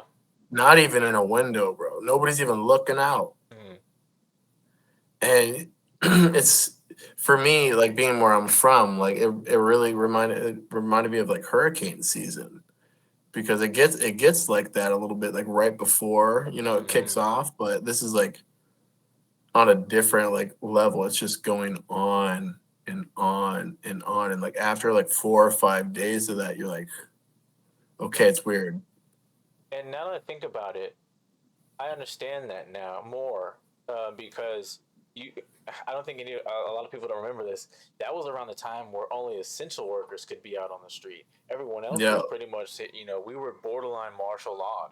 But if you weren't out for essentials, or if you weren't an essential worker, you weren't caught outside. So that I think that plays an even bigger part in your experience because that, yeah, you had to be out there. Hmm. It was like I said, it was very odd. Very, very odd. Like ghost town. Like, oh Lord. Yeah. Yes. Like I like what was the probably the craziest thing is besides, nobody in windows or nothing, you didn't even see the homeless, bro. Like not one. I didn't see a single one. Whoa, Like for a hot minute. Like it that's was big. like that locked down. I was like, That's okay, there's big. like nobody out. Hmm. Like nobody. Like nobody, no bags, those sleeping bags. I don't know where they put them. You know, you know what's even, you know what's even crazier is that like that's not even the craziest experience that's been like in all of COVID. Like, do you remember, or did you ever read about how most of China took the time to like clean up the streets? Like they had no litter Oh yeah. for a Yeah, yeah. solid good minute. Like that. Yeah, That's what I'm saying. no. Like that. That's another positive to Like COVID is that like everyone's just like, I mean, we ain't doing nothing. yeah, I mean like I said, that's why I said it like in the form of like a timeout, like because after a certain amount of time, everybody, you're released. Yeah. Like, but that timeout really like helped a lot of things recover. I know my home state here in Florida, like they actually had people during the COVID time, like go to like every beach and stuff and like clean up all the trash, where it was like all the trash, all picked up, beaches and stuff looking gorgeous and whatnot again. Uh, like sand getting put back on sandbars, like the beaches being rebuilt and stuff. It was really doing really nice stuff. And then Florida being Florida, we gotta be Florida. And a certain city released all its residents and stuff to go to the beach. Same day, not even 24 hours, dude. 1,500 pounds of trash. Not even 24 hours. Hmm. Like, and that was like maybe a few weeks after the beaches have been cleaned. Like, they decided to do that, and then everything's right back there. It's like, Can't have nothing. no. It's like, I, so I can't even say anything because the only thing I can say was like, oh yeah, y'all are way up there. That sounds like a northern thing, yeah. You can't really say, but at the same time, like they're your kinfolk. They're like, damn, Oh man, and that is what it I is. I don't know if you I've been to Florida a couple times. That St. Petersburg Pier, like the Sky Pier or something like that, and then Yeah, went through the Keys, hit up Key West. it's a good time. Yeah, nice. South Florida's a good time, man. Man, Oh man. so Okay, so that's So Yeah, like, about oh, go ahead. I was gonna say back topic about COVID. Hmm. So, So did you have more to share? Because I think you had given advantages, and you kind of gave us an idea of the struggles. So, was there anything else that you wanted to? disadvantages, I guess I would say for me personally, being in Korea, my disadvantages with COVID were it was I didn't get to wanderlust like I wanted to.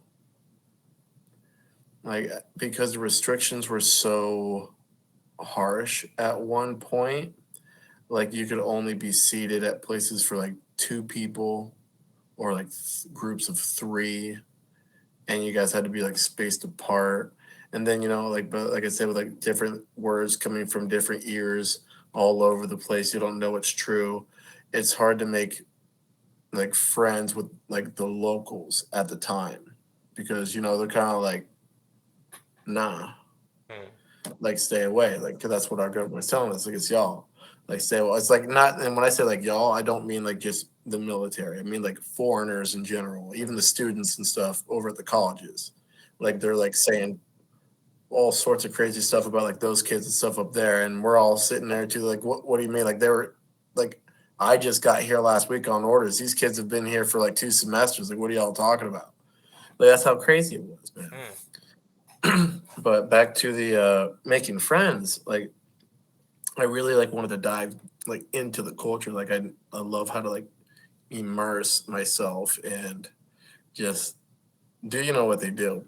And being having weeks or like a whole month and so, or being restricted to the base because of positive cases, or being restricted to certain areas because of like hot cases and stuff like that. Like it really limits who you can be around, who you can talk to, especially when the vaccines started rolling out. Like it's just it was a whole hot mess. It was a hot mess. And then after a year and a little bit of change, you're able, like, restrictions are like pretty lit. You're able to travel around, do a whole bunch of stuff, within reason. And life's pretty decently good. And then you're starting to get you're starting to meet people, and you're starting to finally like make those friends and whatnot. And then boom, restricted to the base again. You're like, all right, cool, cool. And then finally, you're able to like you're starting to do some good stuff here and there. You're traveling around, having a good time. The mask mandate's still heavy and whatnot. And then as I'm getting close to leaving, the new president's in charge, and I was like, oh yeah, by the way, after this date, no more masks and stuff except for public transit and like crowd locations. Other than that, like you're good. Like we're done fighting COVID. We're gonna live with COVID. It's like, where was that? Uh, a month ago, my boy. Like, why when I'm leaving? Like, I have like 2 days, brother. Like, it's literally as soon as I get on the plane and I land and my friends wake up, no more masks. Like, it's Ooh, not even, not less than 24 hours, bro. unfair. Less. I'm just a little salt. Just a little salt. And with you being in South, I mean, I've like seen like a few documentaries and everything about South Korea, like the food, the Oh my culture, the lord. fun. Like it Oh seems my like it's a lord. second Japan, and like especially I love Oh, don't Korean say that. films. Like Don't say that. it's so fun. I did Don't say learn that. that the Koreans are big alcohol drinkers. I Yes, don't want it's to a call them very alcoholics, but they like alcohol a lot. I mean every country has its alcoholics, but To they be a love whole drinking. It's a race drinking culture. like the Irish, I guess they're also known for. Yeah. I mean it's different though. Like each culture is different, but I don't know. It's fun. Yeah. It's fun. Like that's what I'll say. Like it's just yeah, man. It's no, it's you'd have to experience it. It's just a good time. The people are very nice, but I'm not gonna like go all full out here and say like every person there is really nice. Like I've walked through certain like areas and everybody just stops what they're doing, looks at me, and then I'm stuck like, oh, oh, it's me. My bad. My bad. I'm gonna keep walking. That has happened, man. It's happened. Um, like there's certain spots to where like you'll go and you want to go like party. Like let's say you go to Seoul and you go to like Incheon, you go to Incheon or something, and you want to go find a club and you try to go to the club. This happens more to, I'd say, students than anybody else, just because they're there in Seoul 24/7 all the time. Certain like spots and like just won't let you in because like no foreigners. They'll just have that flat out on the outside of the thing. Or if you go up, they'll be like, no foreigners. Or they'll make up some excuse to not let you in. When Um, you say foreigners, are you speaking of the locals or foreigners of that country? uh, Anybody who's not a national is considered a foreigner for them. Hmm. Like even if you're South Korean but you were born in America, you're a foreigner. Ah, okay. So if you're all my South Korean homies in America, it's not gonna happen to every single one, but know some Korean. So they don't be like and realize you don't speak any Korean and be like, Hmm. oh yeah, nah, nah. Or if you got the cousins and stuff, just let them talk. Let them do the talking, Hmm. and you're good. So with you, did you have like I guess you had other like fellow airmen who able to like translate, or did you guys have a translator or You know, thank you. I didn't really need a translator too much because I had an app called Papagal, and I was able to like actual hold conversations like with that app Okay. translating while speaking like the Korean like I knew was just so like basic and stuff because I didn't get to like stay around people and live with people, and force myself to learn it. I'm not around them all the time. I have some people there that are doing that currently. They've been able to do that for like a year and change now. They've been able to do that. But when I was doing it now, I had to use an app because I just didn't, I didn't have any homies to hang out with all the time Hmm. that were Korean. And the people I did get to hang out with, like they're at the bars and stuff. So everybody's just lit. So did I ever? Man, oh, I was nope, nope, nope. Let me stop, man. I was about to go on a tangent. Stay on topic. All Look at me. good, all That's good. that's growth. That's growth. So with your experience that you had, being able to travel, seeing the advantages of productivity, and just kind of like the neutral experience of peace. Um,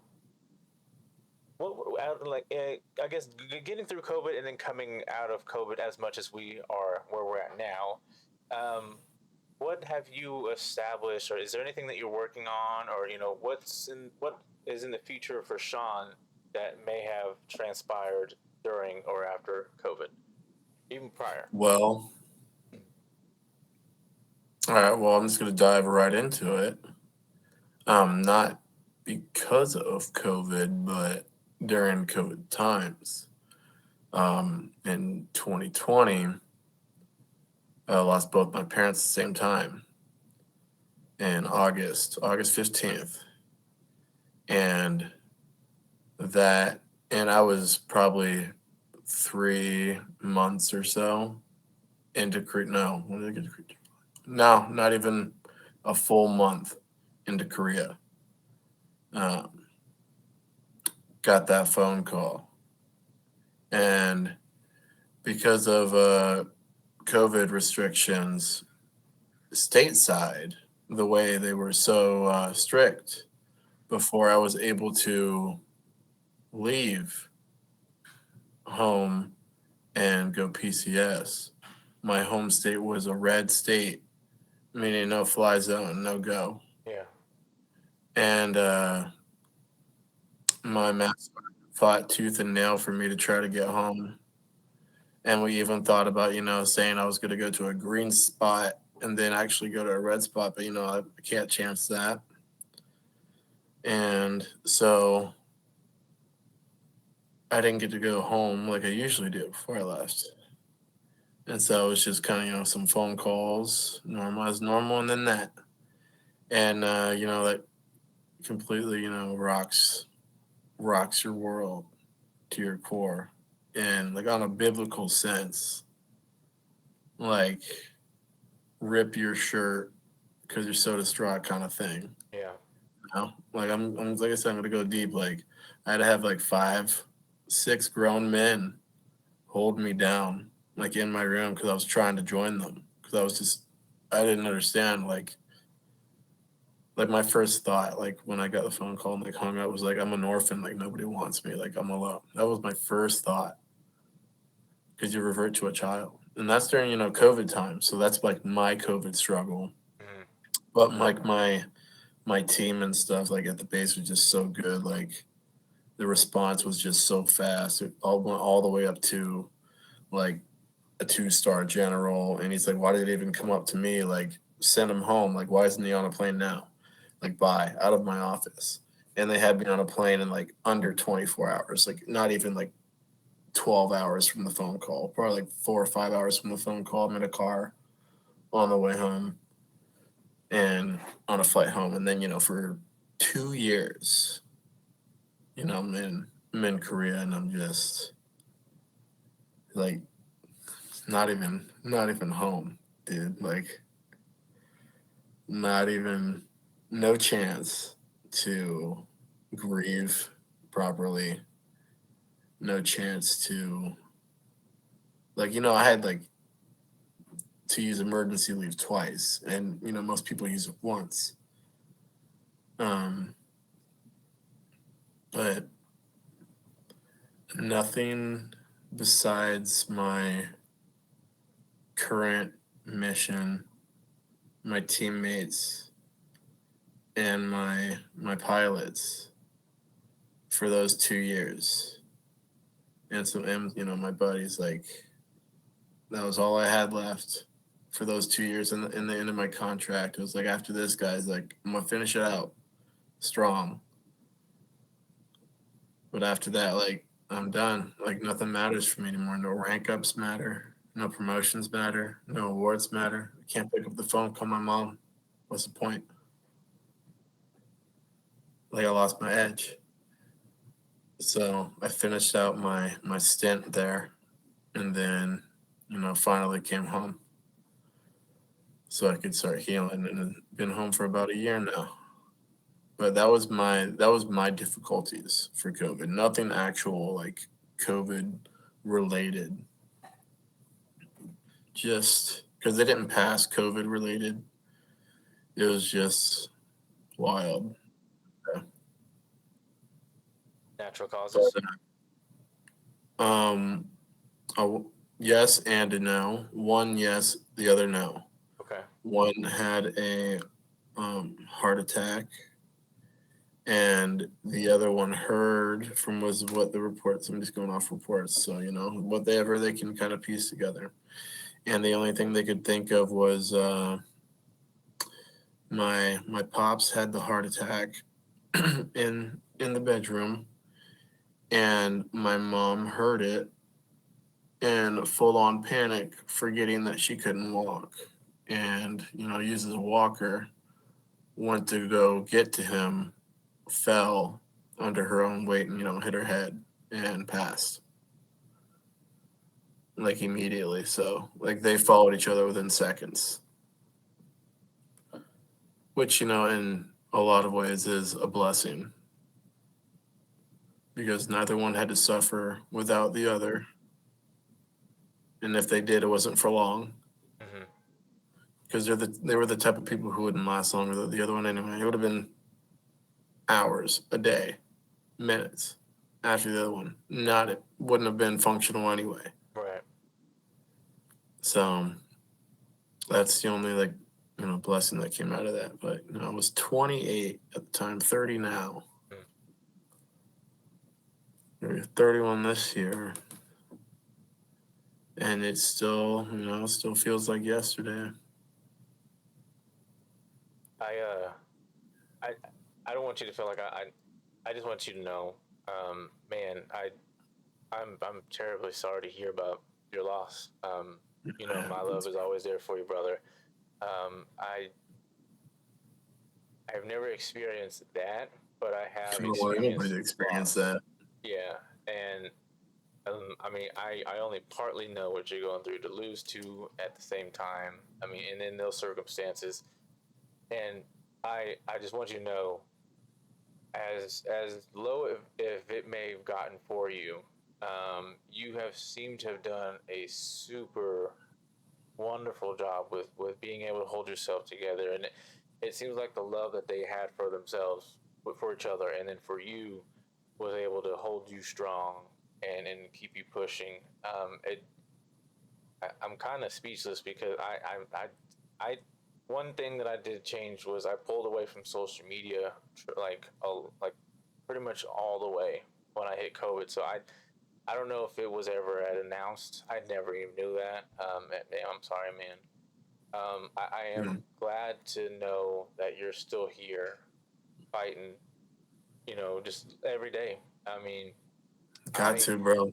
I went through that, as I was saying earlier, when I had lost my brother, I just had a spiraling out, and it took me 3 years during the time of me transitioning to working at Heat, and then even between that, like, it took me about the first 3 years of that to kind of like come out of that pain and anguish, and even then, like, I think maybe 2 or 3 more years after that, I was just still kind of like, you know, um, it I wish I could say it gets easier, but you just learn, if you don't already know. I mean, you just kind of learn how to. Um, you don't forget about the pain. It doesn't. I think it's just like over time you heal, and it's like having a scar. The scar, where the wound is, will create a scar, but it'll always be there. But you know what? You learn to live with it, and I think they did a wonderful job with you. Man, You became an amazing person, and I appreciate you sharing that. You didn't have to, and I really appreciate you sharing that. You showed a vulnerable side, and it's what this is what I did this for. Like, I was so nervous coming into this because I didn't think anyone would actually pay attention, but I shared my story, and then you shared, and it's what we're here for, to show people that you can be man, vulnerable, you can share your experience, and we're gonna be here for yeah, you. man. I'm a share, bro. And I I appreciate it. wear it on my sleeve, man. And like, just what you went through, and how you, even to this day, how you're dealing with it, how you're bettering yourself every moment. It's very admirable. You're very, very strong. Don't you forget that, man. I appreciate it, Not bro. 1 ounce of love has been lost since we've taken our Oh, own paths. not a second, bro. Not a second, I also bro. got you. Absolutely, bro. That's why I came in saying what I did. Chicken mechanism typer, bro. You already know who it was. Wow, that is definitely a struggle to go through. And how, so if you don't mind sharing, how, if for everyone who has shared similar experience, how would you say you've dealt with it, or like you've overcome it to where you're at now, to your best ability? Well, I'd say there's no overcoming it. There's only, you know, like getting better at having to be okay with it. Because, it is out of your control. Like, it's done. It's over. And, I can't dwell on it forever because They're right next to me on my left and my right. I look to my left, I look to my right, whichever one I need at the time during my struggle, they're right there. Got to keep moving. That's what they'd want. And like, I kind of lost train of thought for a second. Oh, you're good. I did it 3 times already. Oh snap, bro.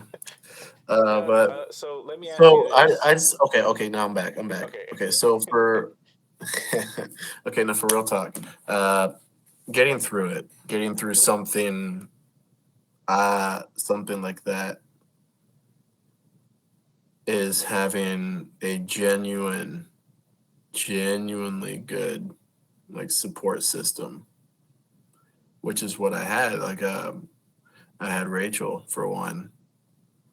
Like I was able to somehow before I lost control, like get on the phone and talk to her, and she was there the whole time from when it happened to when I got to the airport, when I landed, and then whenever she landed, like not even 24 hours later, and then having my family here at home as well for me to be able to lean on. Just a whole lot of blessings and groundwork and safety nets upon safety nets built by my parents. So when it happened, that I'd be okay, and that I'd know how to be okay later on.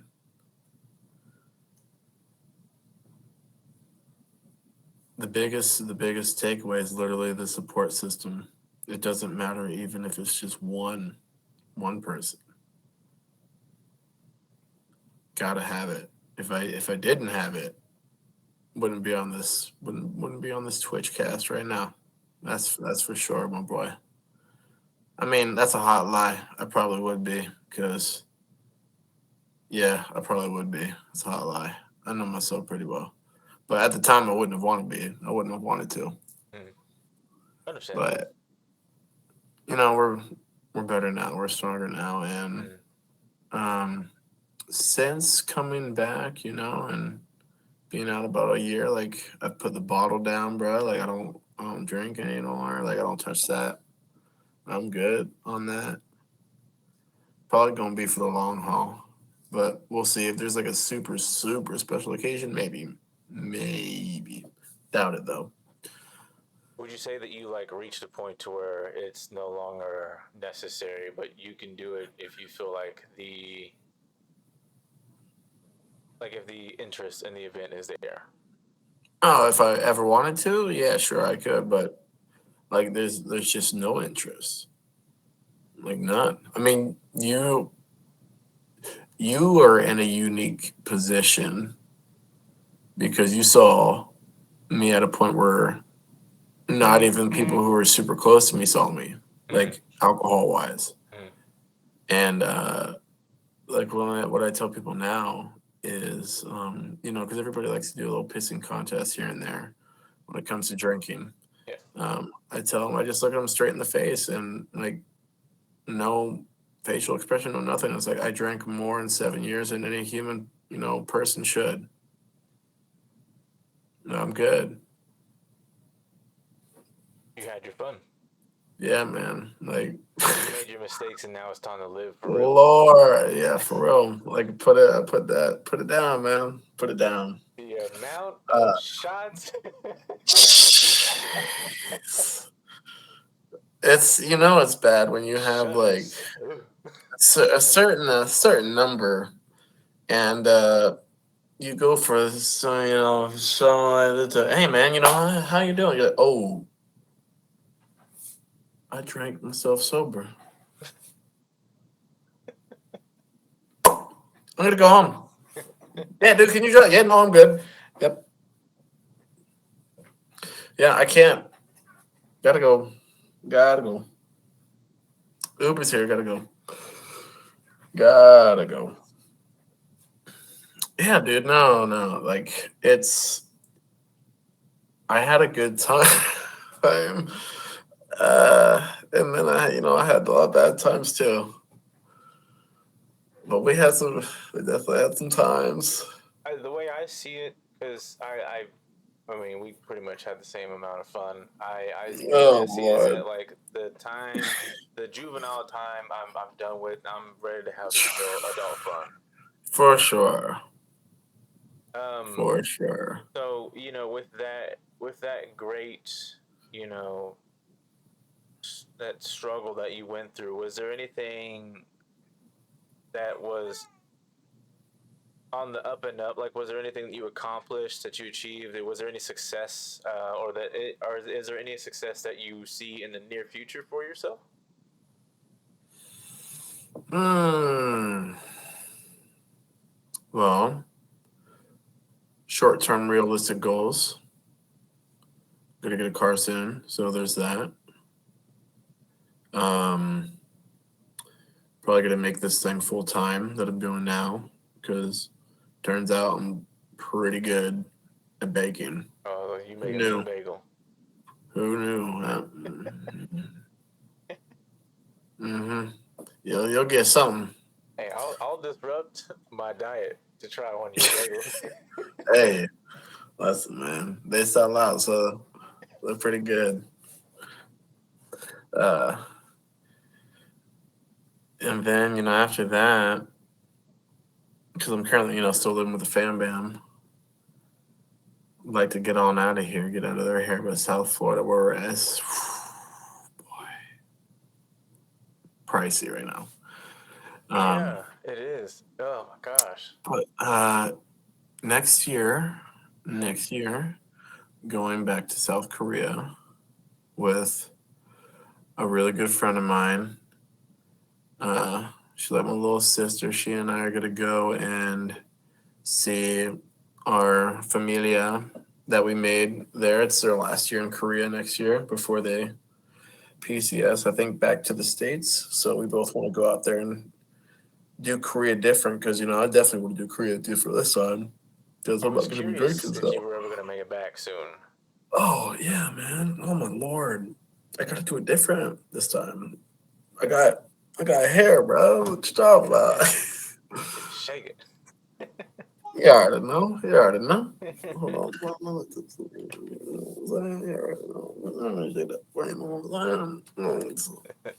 I ain't gonna go all crazy now. Ain't nobody trying to see all this. Oh man, that was much needed. Again, I appreciate you sharing all that that you have Oh, your absolutely. experience. Wow, I got plenty, plenty. and I hope to be seeing you with this Absolutely. content coming up. Um, so, what would you say? The last thing I'll touch on here. What would you say was the greatest change that you've noticed with yourself up till now? My spirituality, yeah, Your for sure. spirituality. Yeah, yeah, buddy. Hey, listen, let's in the chat. Y'all know what I did earlier. Send the chat. Leave me alone. Yeah, I will say that was when you first told me about that. I was like, what? Full 180, because I remember you were like, I don't mess with it. That ain't me. And now that's all you. Yeah, man. But I mean, if you're doing it Like, in a positive light, like if it yeah, like doesn't I'm make not you. like I wouldn't say I found like a. It's not like I'm following a select religion. I'm still like no religious preference, but I'm just more in tune with like Spirituality yeah, my in spirituality every sense of it. I get it because I'm the and same my way. soul and my spirit. Yeah, yeah, totally. And it seems like you have a good system with this newfound hobby of yours. You don't. Am I right in saying that it's more just like a hobby Yeah, rather than it is like a lifestyle or a personality? for sure. Yeah, and Like it's something that's done because like it's enjoyable to me. It doesn't feel like a chore. I don't have to do it to Mm. have a good. I enjoy it. And would you say the process of this endeavor, not doing it, not, the feeling of it, but the process, kind of like the routine or the ritual per se, do you feel like that Hmm. has helped you through some of the trying times since you began? Or is it just like recreational? I'd say I'd say yes and no, Okay. because the no being like, there was a time when I didn't know like the balance. You know what I'm saying? Like, instead of having like a ritual and knowing how I'm gonna do it, it was just straight either one way doing it like this, one way doing it like that, and you're trying to have a good time, and then now you're not having a good time, and then now you're having too good a time, and everybody's having like meh time. So you gotta like, that was like the bad. Other than that, there's really like no bad. But here, I want to say this and mean it when I say there's no bad for myself specifically. And I know because there are certain people where it just can't happen, Mhm. Like, it's no bueno, not gonna happen. Finito if they do it, you know? And that I can understand. Like, I get that. Yeah, not for everybody. But no, absolutely. But here's like, for me, like, the difference between, if I were to look at myself now and then look at myself from before, I'd be the first person like to come up to me and like put an arm around like my shoulder, like, and like take it and put it down, be like, come on, let's go for a walk.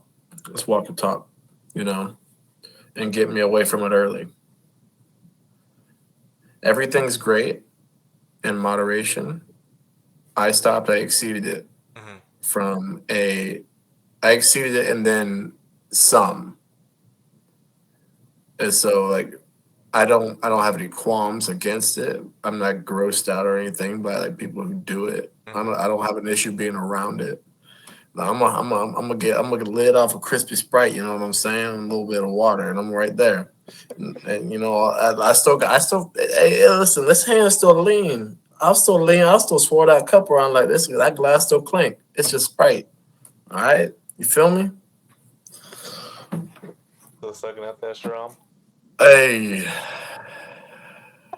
hey. Only if it's bendy, you know what I'm saying? Actually, I'm just kidding. Make it metal because we're saving the turtles out here. My man, my man. One final thing. Could you provide us with a final thought? Something for anyone that will be viewing this after it's been posted. Anything that you feel like you could say that'll inspire anyone to keep going that has been through a similar or exact situation that you've been through, the struggles that you've been through, any way that you can help someone out get through their trying times. Oh man, stuff that we have been through that are on that kind of a scale, a biblical scale, per se, something like that. If you don't have a support system and you've been trying, the only reason we can't keep finding more is because we stop. I've stopped before and had to go and find it again. And you can find it again. It's possible. You gotta walk. You gotta walk. And if you can't walk, crawl. If you can't crawl, use your arms. Hmm. Can't use your arms, use your shoulders. Can't use your shoulders, use that chin. Keep moving. That chin wanna stop? Bite the ground. Pull yourself. Strain your neck. God, you got me tingling and warm inside because you know what I'm getting out of that is you maintain that search for the support, the help that you need. Never give up because the the strength that you're showing going through these trials is the strength that you will have coming out of it, and you will only get stronger. That man, that right there is why I love you, dude. That right there is why you the man. Hey, I learned for That's the best, baby. awesome. That's you. That's awesome. Man, this was a really good first stream.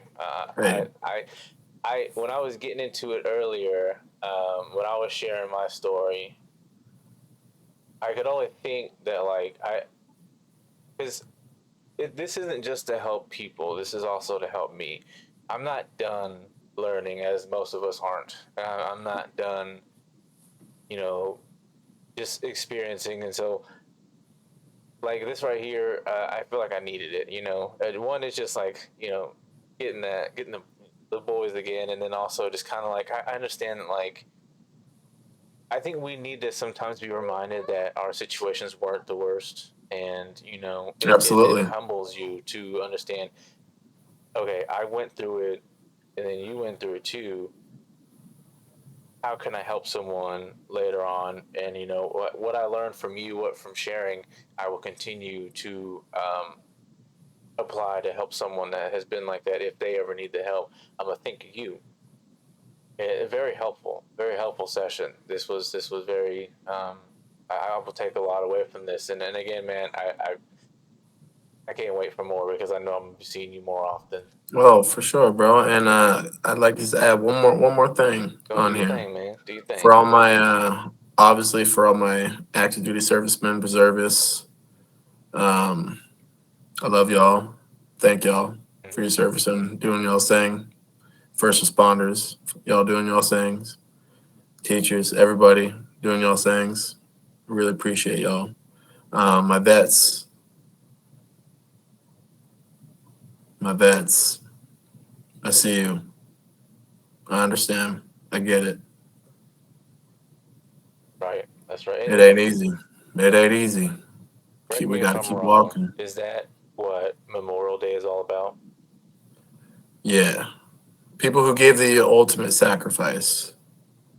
So is honoring all of those who have fallen and who are no longer, able to clink glasses with us, take that puff, look at our nieces and nephews, sons, daughters, grow old with us. It's to remember them and honor them.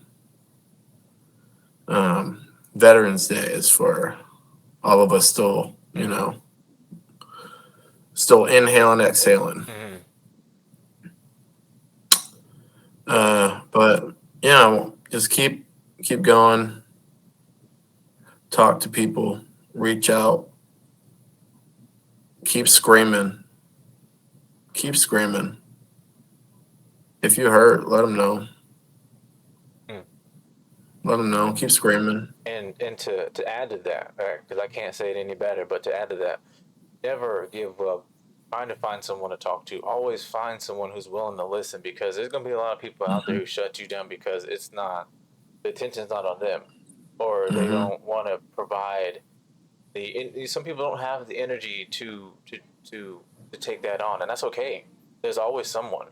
And we have to get back to the point where we can have conversations with people and not feel weird, not label someone, not judge Absolutely. someone. Like this is another reason why I did this because if it wasn't you, later on down the line, I'd be talking to someone that I don't know, and I would want to share the same sentiment.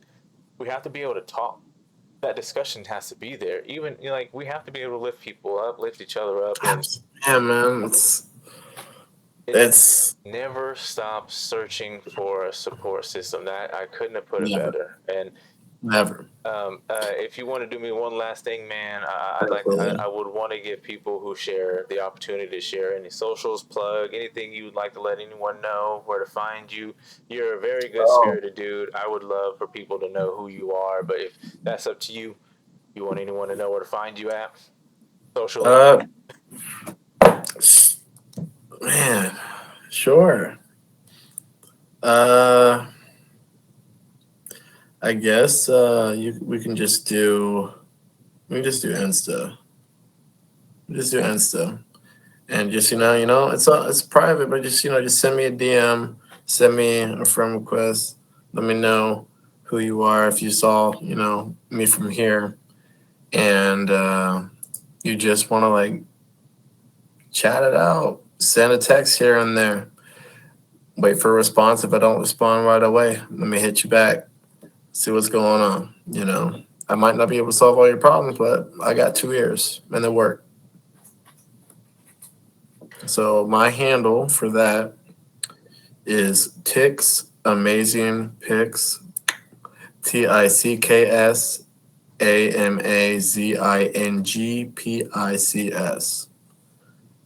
And yeah, we'll start from there. We'll just start from there for now. You know what I'm saying? Uh, Ooh. and I just want to let everybody know,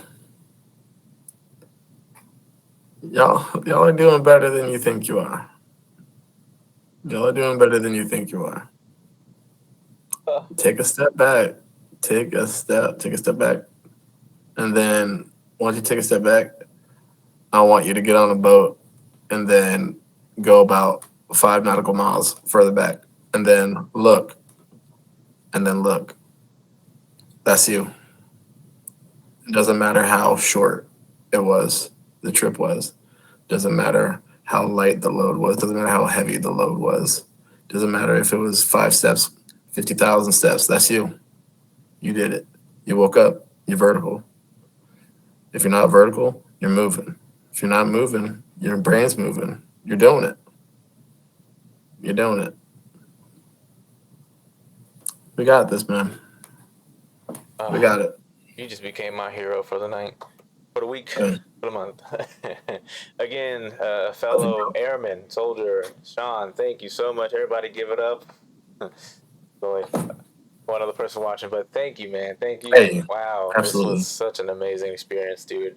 Look forward to seeing more. If you don't mind, I'm gonna go ahead and use this quote that you had provided, and I put it in smaller words. Maintain the effort for a support system, never give up. I'll add to it as far as the strength part, but I'm gonna put that on the Yeah. BAFSAF social page on Twitter. Yeah, go for it. Yeah, absolutely. Excellent. All And right. absolutely. Oh yeah, go ahead. No, that was it. Okay, cool. I was just saying Um, absolutely. Oh, I'm gonna go ahead and wrap up here. I have to get the kiddos to bed and everything, but All right. dude, we will be for anyone who needs it. We will be reconvening back on June. Oh, we have actually 3 weeks in June. I just found out, so we'll have an extra Nice. week next month. Nice.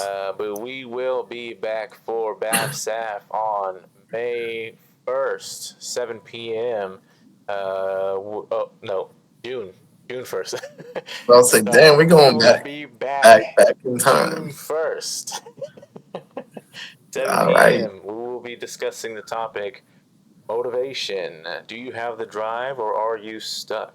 I'll probably change that around, but that'll be where we're at. So EDM. Is it a phase? Who knows?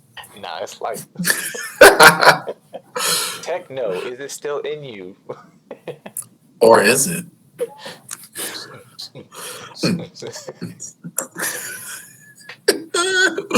It was a pleasure, my brother. I'm gonna go ahead and Absolutely, wrap bro. up here. Hey, man, take care. Love you, man. Love you too, bro. Easy. Be easy.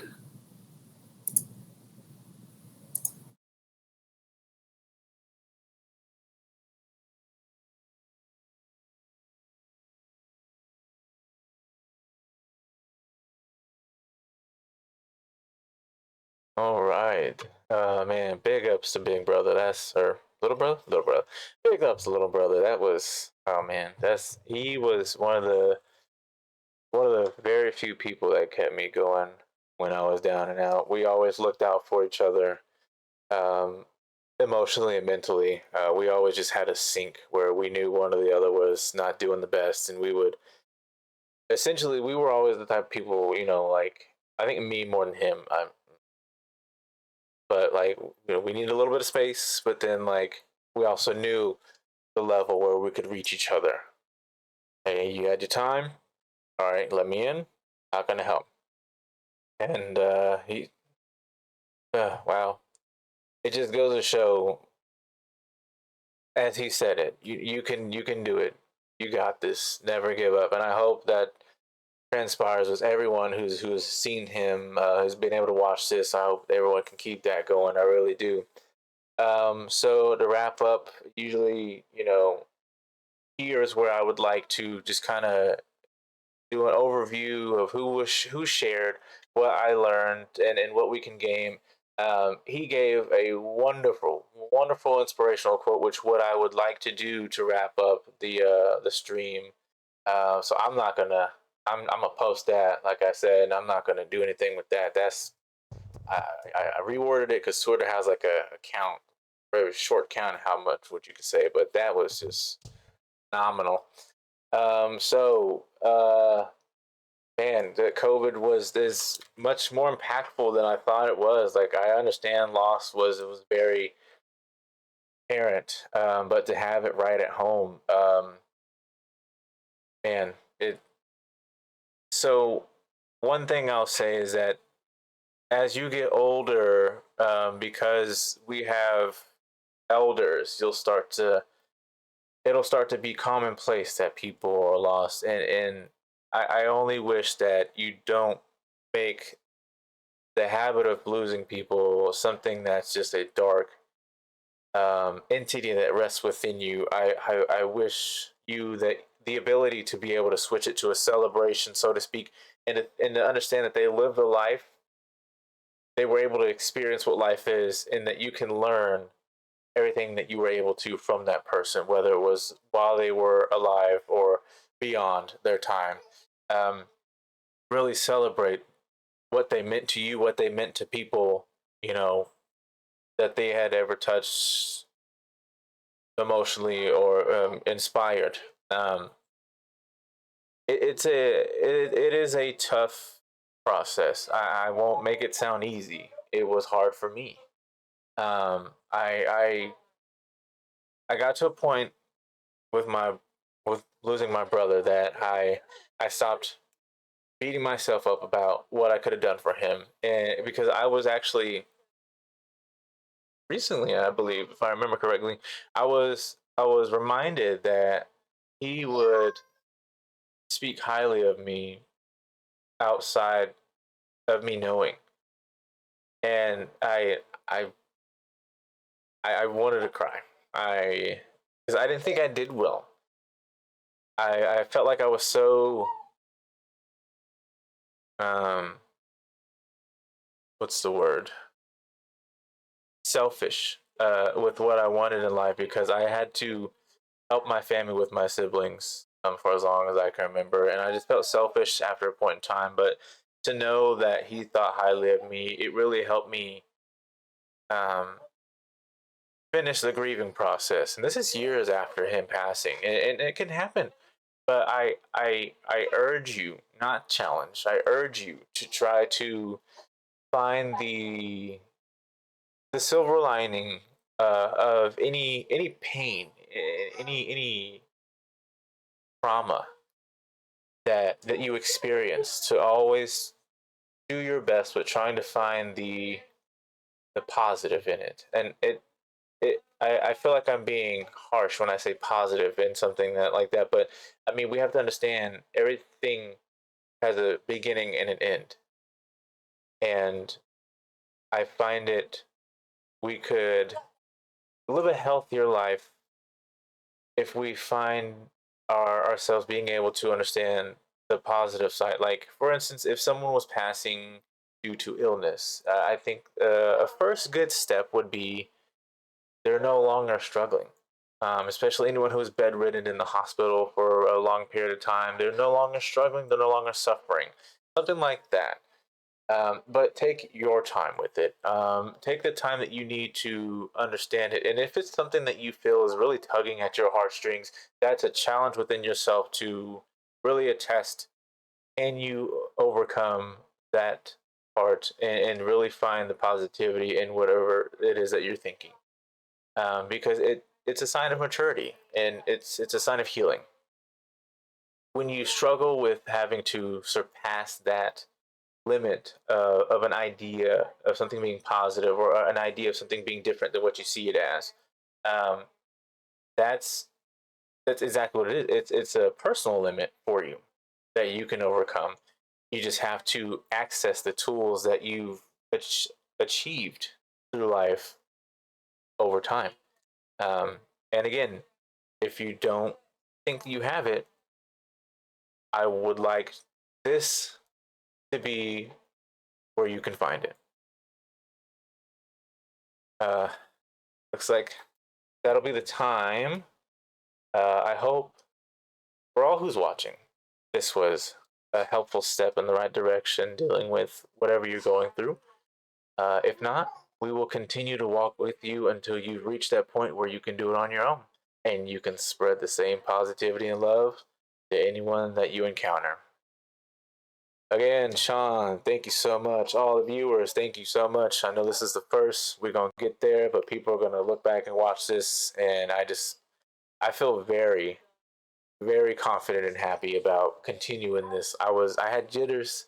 Um, I, I had a little bit of technical difficulty because I had to reset my PC, which means I had to reset everything, and I was struggling to get all the settings right. I'm not even happy with how I sound on the microphone.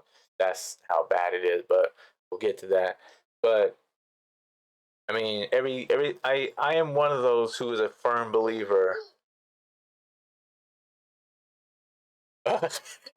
You still got it. Okay. Also, I still got the hat and the prime flag. I was wondering about that hat, man, because you said that you didn't want to do DJing anymore. I'm like, why you got the hat? But I'm glad you still have it, man. It looks really good on you. And the flag too. You see mine there. Um, I will say this. So just to kind of go off of never giving up. I was feeling really good about doing this, and I know I just said I'll sign off, but I was feeling really good. Never mind. Um, I'm glad you have something that reminds you to keep going. I have a few things myself, and actually it ties in with what I'm about to say. I was feeling really good about starting the My Camp Social and BAFSAF, and then at some point I started to psych myself out because I didn't think I'd be able to do it. I didn't think I'd be able to reach people. I was thinking of my peers, and that's not the right way to think because not a whole lot of people that I know would do this, view this. You know, they'll support me from a distance, but they wouldn't like do what Shawn did or do, you know, whoever else is viewing. They wouldn't just like hop on and show love and support. Like, and that's okay because I don't expect anyone to do it. But I was reaching my circle when I should have been reaching out to people who were just like me. And as soon as I overcame that little hurdle of mine that I was dealing with, I felt a lot better about getting into it. Um, and then even today, like I was having little doubts, little moments of doubt, and I didn't let myself get into it because I'm already here. It's already the day. I'm not pushing it back. I've got everything set up, and I'm glad I continued, and I'm going to continue feeling this way because I feel like this is going to really help not only myself but others like me. So I want to thank everyone in advance for giving me this opportunity. And we're going to keep going. We're going to keep doing until I can't no more. But that's all the time I have. I got to get to the loved ones. Appreciate all the love, everyone. You have a wonderful rest of the evening. Be safe out there. Take precautions as necessary, and we'll see you again June 1st. Thanks, everyone.